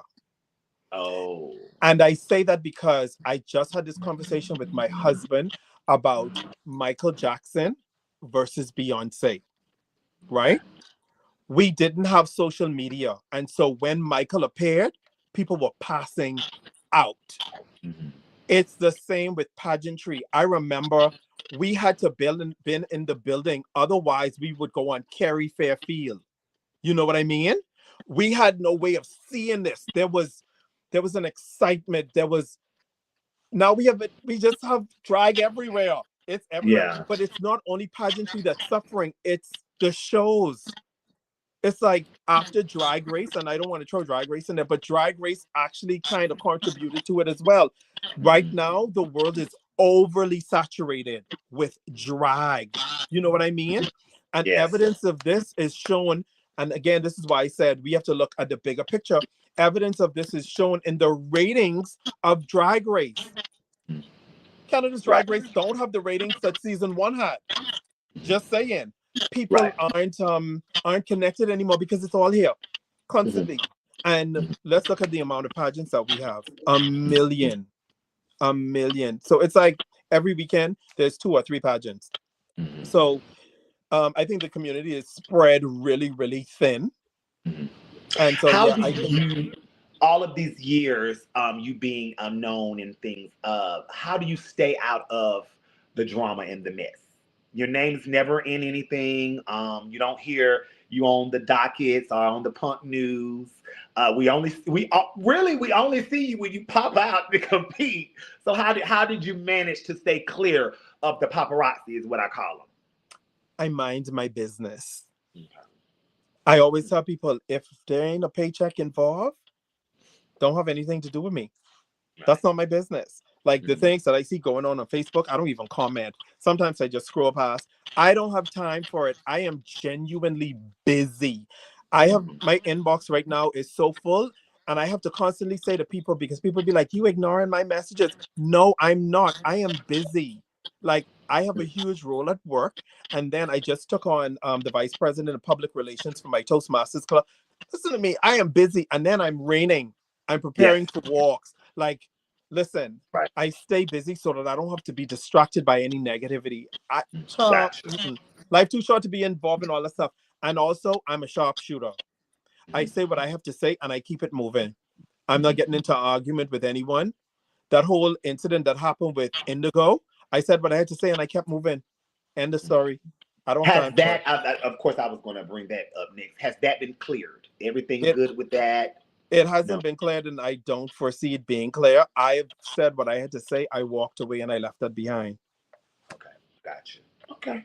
Long as you're good with that. How Oh long yeah. will you do the art of female impersonation? Are you one of those that will do it until you get tired, or do you have a certain age bracket you want to stop at? I will do it until I am tired. However, me being tired is very soon. And I do have a girl, listen to me. You hear me call those three systems? They're the last three systems I'm doing, Yes, baby. yes. I ain't doing nair, not a system. No. Because here's my thing. I've always spoke on tarnishing your legacy. And I believe in too many instances, people have tarnished their legacies. You were on fire, and this is for me. When I feel like Starzzzy is losing her fire, I'm bowing out gracefully because I would prefer for people to say, "Oh my goodness, back in the day, back in the day, back in the day," opposed to, "Girl, we went to that show last week and Starzzzy was a mess." And now that becomes my new legacy. And people aren't understanding that. I want to be one of those that bow out gracefully before my legacy is tarnished. I was just talking to a friend about that. We were talking about how certain girls go to certain systems and have an amazing reign at that system. And then we're thinking, well, she's done, she's had such amazing reign. She goes to another system and can't get it or has a sloppy reign. And then you're saying, and so because we was having this talk with, I was having this talk with my court actually. I said, you're only as good as your last viewing. So if you don't turn it, they'll forget about the things that in the past that you have mishapped. And so I say that to say I agree with you. Go out while you on top before you become one of those that we know some of our legends that we just sit here like, ooh, Right. she's Right. still And we love them so much because unlike, and this is why I say you tarnishing your legacy, because those of us that know you, we know you and we right, know what you did in the past. But these new people, they're saying, "Oh my goodness, that's the great Starzy that everybody used to talk about." right. Girl, I don't see what the big praise is about her. She's a Gotcha. mess, girl. You know? Is children ever in you and your husband's future? Okay. All right. I didn't know if you wanted to be He has two biological children. Okay. Okay. Um, Gotcha. for me, that is one of the things that I look back on life and be like, dang, I wish I had a child. I feel like Mm-hmm. I've done everything else in my life that I've wanted, but Mm-hmm. a child, I literally, like, I have a dog. And while I'm outside doing like woodwork, because I love to build stuff, my dog just said, and I always say, Milo, if you were a little boy, I would have you here learning everything that I do. But Right. I do have the opportunity to pour that into my three nephews. I have three Okay. nephews, and they were here for my wedding, and I grabbed them and I said, "Let's go. We're gonna get the saw." We went to the Home Depot, grabbed some wood, and we built this amazing table. Uh-huh. And it was for nothing. It literally was just me wanting to put this, Together. y'all be doing this together. And Right. Oh, that's so so I nice. get the opportunity to live up my dream of being a father through my nephews. Okay. I haven't seen any of the videos lately, but I remember back in the day when we would see a video of a pageant from the Bahamas, baby, y'all did not. play. Is it really like that? Y'all, the girls would come out and y'all would be, oh no, no, no, no, no. Tell us about that Trinity. experience if you've never experienced it. Trinity. I will say this till the end of time. I have gone to pageants in Canada, all over the United States, the UK, Australia, Amsterdam. I have seen pageants everywhere. Baby, if you want a pageant experience, go to the Bahamas. Baby, y'all don't play. Baby! Trinity, listen to me. Every time a pageant happens back home, I am torn that I can't attend. Torn. Let me tell you something. And our favorite category, sportswear. Right. Dun, dun, dun, dun, dun, dun, dun, dun, dun, dun, dun, dun, dun. Leave. Listen. Y'all get to waving those flags and it's the chant y'all be saying. What is the chant y'all say? So there's so many. I remember when we went to Black America for my daughter, Malaysia, the year she won. It was oh. Listen, we even had Stasha singing with us, baby. So there's listen. It's an experience. We used to watch like, oh, they are crunk over there. We need because sometimes here they're a little boring and people don't want to clap, but over there, baby, y'all is beating the walls. What is beating the walls? What has drag taught you about yourself that you did not know before you started doing it? Not to take life too serious. Like I was a very serious person because of everything that I had gone through, but I think it was drag that break that for me. And not to take life too serious. And I think I've accomplished that at this point. I think I'm so carefree that, girl, listen. So yeah. Okay. How is the drag scene for you in Birmingham, or are you even interested in it? I am very much interested in it, and I love it here. Absolutely love it. What I do love, because moving to Birmingham, the straight community was saying, oh, Birmingham is so cliquish. You have to be careful who you do this and who you do that.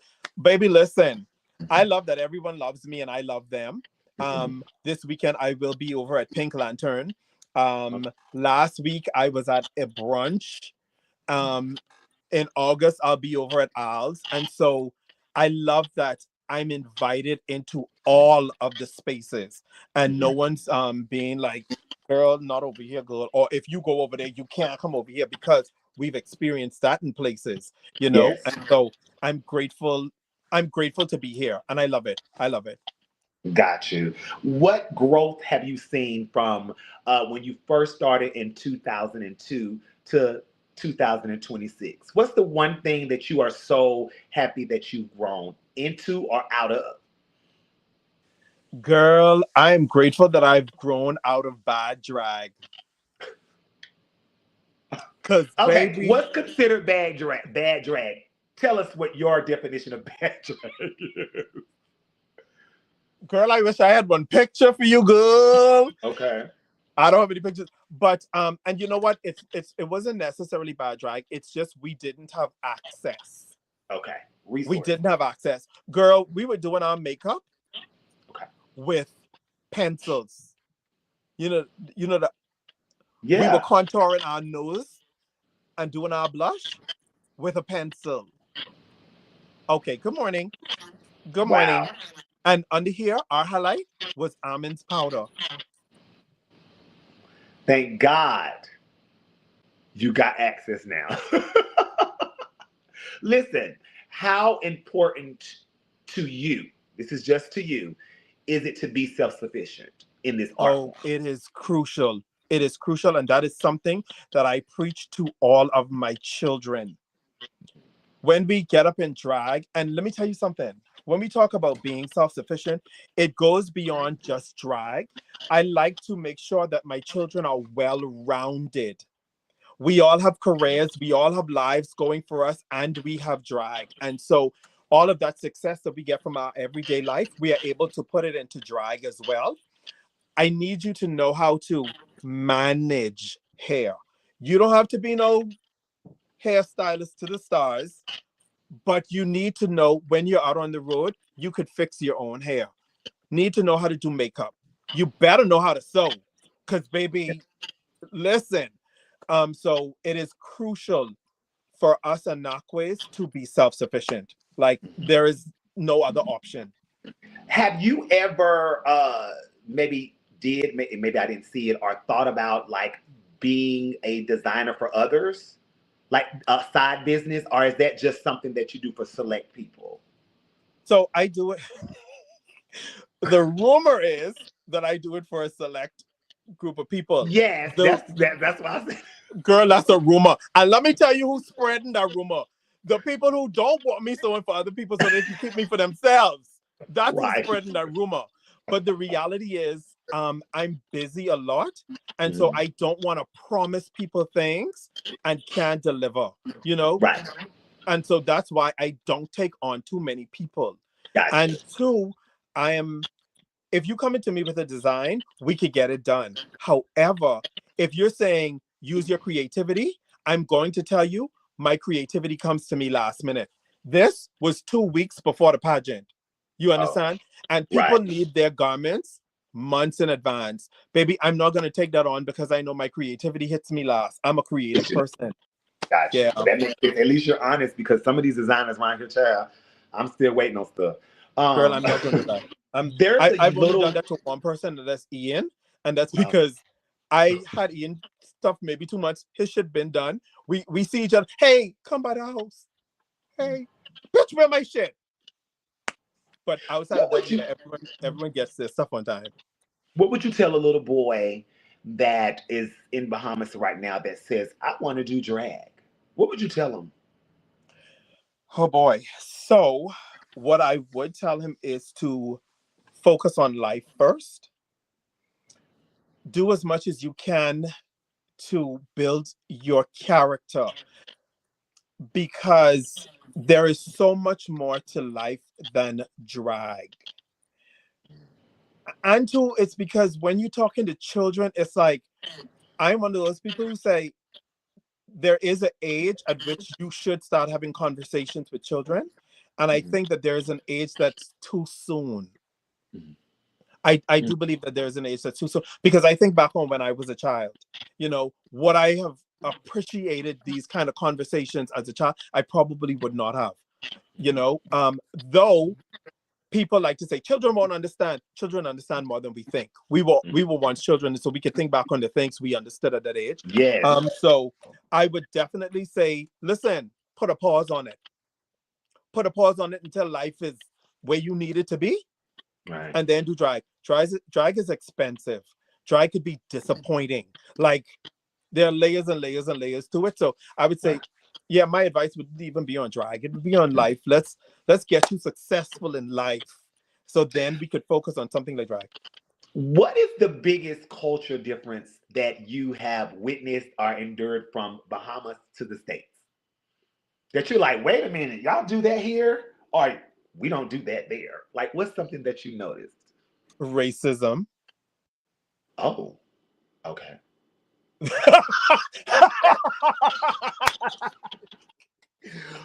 You've Girl, experienced that here in Alabama? yes. Yes. Not in Alabama, but in the US. Coming to In the the US? US. Okay. Okay. Um, I'll be honest. Before that, because I came from a black country, you know how people be Right. like, it's a predominantly black. No, it's not predominantly. It's black, It's and black. so we didn't experience racism. That's just our reality. And coming to the US and experiencing it, I remember we were in Mobile, Alabama, with Uh-huh. Jawaka Team of those, and this was for Hot Girl, Hot Boy pageant way back in the day. Yes. We all went to a diner. I can't tell you where this diner was. I can't tell you too much about it. We went to this diner, and I can't even remember who Jawaka team of friends were that we were with. But we went to this diner, and the people were so racist towards us. Wow. We were from the Bahamas, and so we were like, we didn't catch it. We don't know what racism looks like, Right.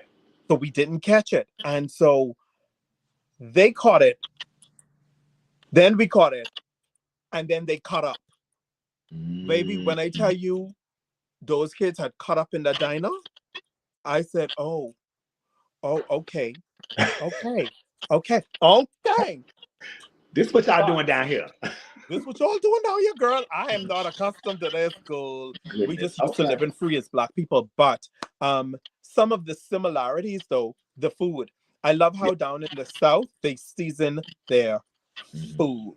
Right. Duh. I live for it. Give me the cornbread, give me the yams. Oh, I need you to ask your husband because he's from Chicago. Why don't they believe in sweet tea? Every time I'm up there for oh continental and I girl. go somewhere and I be like sweet tea, they be like, huh? What? We have iced tea. That's what you They be want. like, we don't have. I'm like, oh my god, get me from around here. I need to I'ma know ask him and what I need to know why that is. Like, I'ma come ask on. him and I'm gonna get back Oh to you on yes. that one. Mm-hmm. What goes through your mind, or what was going through your mind, uh, when you was on that stage at North America and you was selling that gown? What takes over you? Let me tell you, I watch videos of myself all the time, and I am thoroughly blown away because I be like, if you know Jermaine and you know Mhm. Anastasia, you will see there's a huge difference. Jermaine does construction and woodwork and all this shit.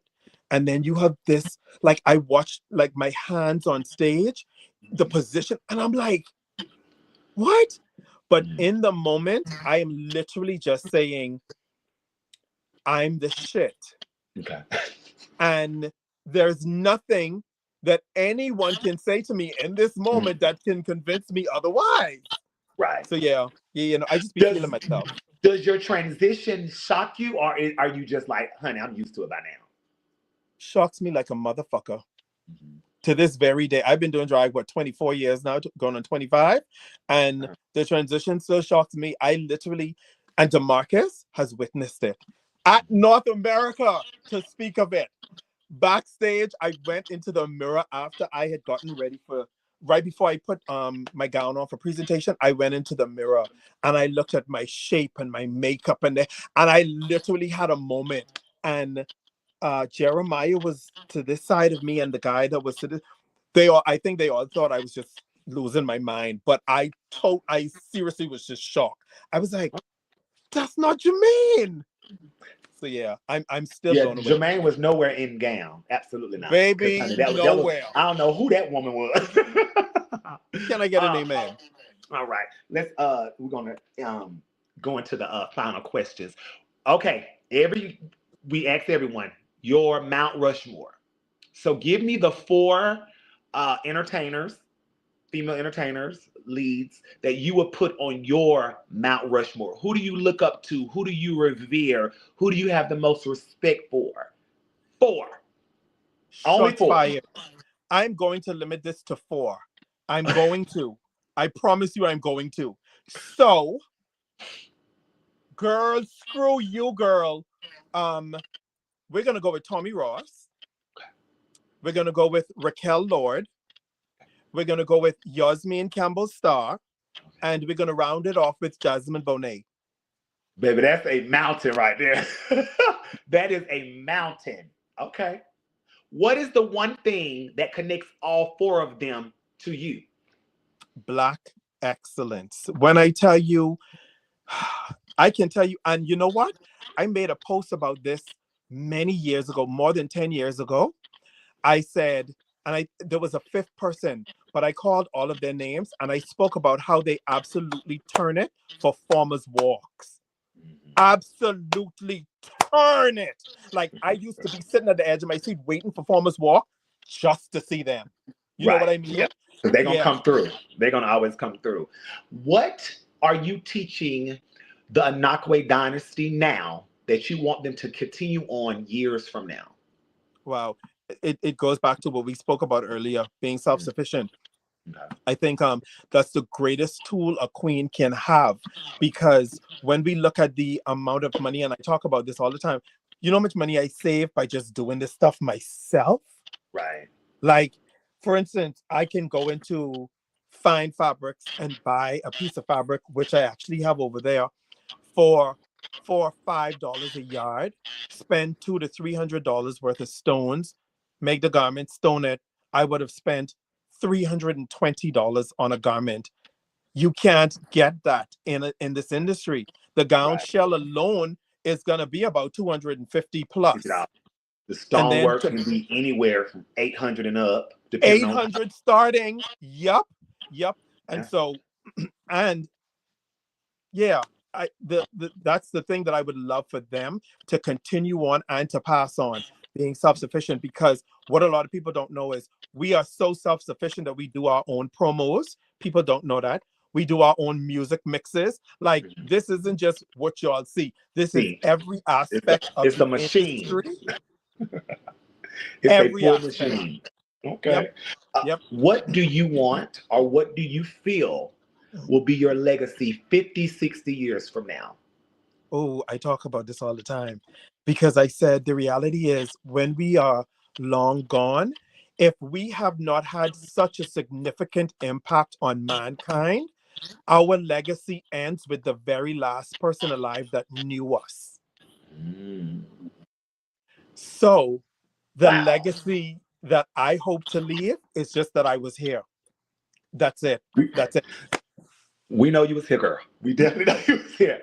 Um, Before I ask the last two, you have given me 2 hours and 8 minutes of amazing conversation. I don't know how you didn't win interview alone, but that's a whole nother situation. I have learned.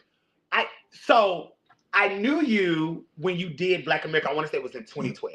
I knew you then when you had on the silver presentation. Wasn't it silver? Yes, That was it was silver. 2011. Yes, 2011. 2011, the So I silver knew you ball gown. then. And, throughout the years, we would see you, and then all of your kids and stuff. We would start seeing the Anaquways, and then I don't know how the rumor mill came up about with contestant lists for this year, and they were like, "Ooh, Anaquway coming back, and she not playing." So we were all excited, and then I spoke with you after Black America, and then you popped. I spoke with you about another pageant, but we talked about that. I don't know if you want to put that out. I wanted you to come do, but you couldn't do it. Duval. Duval, I wanted her to come do Duval, but she had some other obligations, and then you popped up in North America, and I asked you to come on because I'd be booking a month out, and it was so strategic how you played it. I asked her to come on, y'all, because I definitely wanted to get different varieties. We have all different varieties, and she played me because I had a specific date that I wanted her to come on. She said, "Oh, can I come on after?" And so, of course, last week I was booked, so I was like, "Okay, cool." And then when she won Miss North America, I went in that inbox. I said, "Oh, girl, you think you slick?" She said, Uh-huh. "Yes, girl. Uh-huh. I wanted to have an interview after I won, so I Yes, wanted ma'am. you to say thank you for coming on."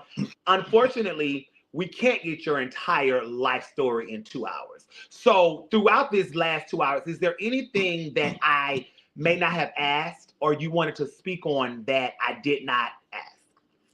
I want to give you the Yes. opportunity. Go ahead. Yes. Absolutely. We spoke about the Mount Rushmore of the legends. There are some up and coming queens I just Mhm. want to shout out because Absolutely. Go ahead. Go ahead. I believe that they are going to be responsible for catapulting the pageant world in the Bahamas to the next level. Mhm. These three young ladies, I think they're just on fire. And it's like, baby, I need them to keep doing what they're doing. The first one is Ave Oshun. Like, Okay. she's in a league all of her own. The creativity, like, it's like, why put yourself in a box? Mhm. The second one is Talicia Feline. Like, this young baby, she reminds me so much of me. Mhm. The world tells you that can't be done or that's not how you should do it. But because this is in your brain and you want to do it anyway, Mhm. you do it. And Right. I absolutely love that about her. And the last one is Chardonnay Paris. She just Mhm. actually did the walk at North America. Baby, baby, baby. Mind you, there are a lot more, but Right. those three individuals, I think that they are the future of drag in the Bahamas and beyond. And I hope that they don't stay confined to that island, because there's so much to see Right. and do. So yeah, that's all I wanted to All say. right. Thank you for that. Listen, you've been doing the art form for 25 years. Would you consider yourself a legend? I would not. Okay. I would not. I still think that there's so much I want to accomplish. Mhm. But the thing with statuses like legendary and icon, those aren't, well, we do have some people that self-proclaim. So, but outside of that, it's the community that sees it. And it's always humbling when my people, the Bahamians, say, Starzzzy, you are a legend to us. Starzzzy, you are an icon. I get it, I accept it, I appreciate it, but to me, I don't see it, you know? Mhm. And I think it's a humility thing. Well, I definitely think that I understand the humility of it, but I definitely think Yeah. that that is something that you are, especially from where you come from and all the things that you've endured and things of that nature. Starting out this empire, like I said, and continuing on in the manner that they are winning and slaying and stuff like that. So I know you may not want to accept it, but I'm glad that you do accept it on the other end. Like, okay, Oh thank yeah. you. Oh yeah. Um, Two questions. So when we get off of this live, say we were to get off of this live and you get a text message, and that message was from God, what is the conversation that you and he are having? It's one of thanks and gratefulness. Mhm. Period. I tell people this story.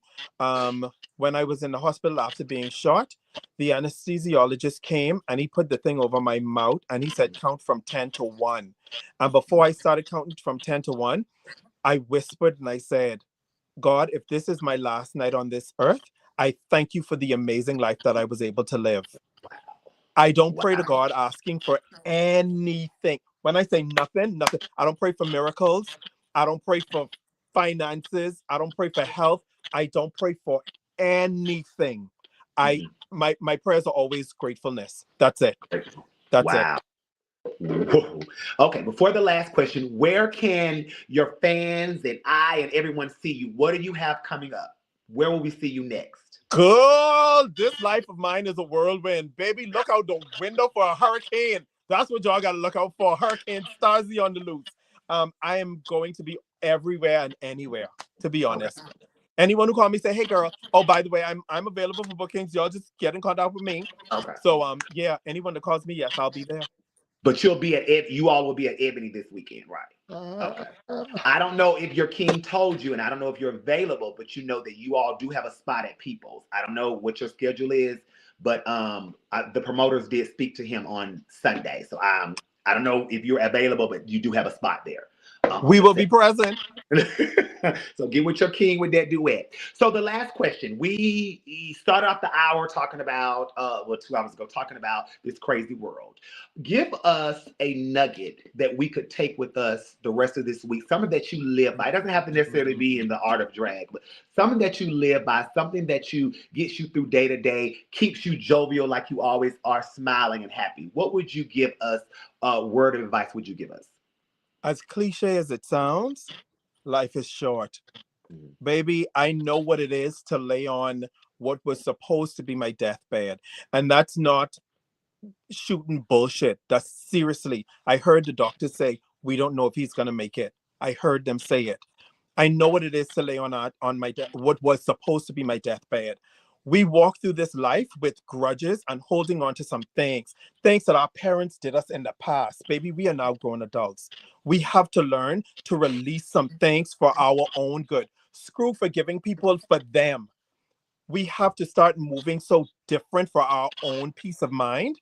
And I take that stuff very serious. Life is short. Live every single moment. And that's it. Starzy, I am just enthralled. I always was a fan, even more of a fan. Thank you so much for coming on here and just being yourself. I do want a gown, so I'm going to call you one day and say, Listen, I have the design because I don't want you waiting to the last minute on me. I love that you pay attention. I'm gonna say, girl, this is what we gonna do. But thank you again for just being yourself. I learned so much about you, and I'm sure now you know this will stay up on Facebook for 30 days, but it'll be on YouTube for forever. So if you want to send your family and your friends over there or here, they can always watch. I Now will. that you are part of my vault, anything that you may need, whether it's a flyer for me to post as far as North America or anything you may need, please make sure that you reach out and I got you because you are part of my family now. As I far as this, appreciate it. let's chat with Trinity Black. You accepted, you played me, but you played me good because you said you came on as a queen. So I will definitely because honey, when I give you a date, you take the date. Right. Like, But pow, pow, no. pow. Yes, but thank you so much. I need you to ask your husband about the sweet tea, and Sweet I tea need it you to is. go enjoy your spaghetti because I know it's waiting on you. And I Oh, won't be at baby. I will not be at Ebony, but if you are able to make it to People's, I will definitely see you there. Okay. We will be at People's, and I will definitely see you there for your give up. All right. You have a good night, and anything you Thank you, need, my just let me love. know. All I right. appreciate it. Uh huh. Well, there you have it, guys.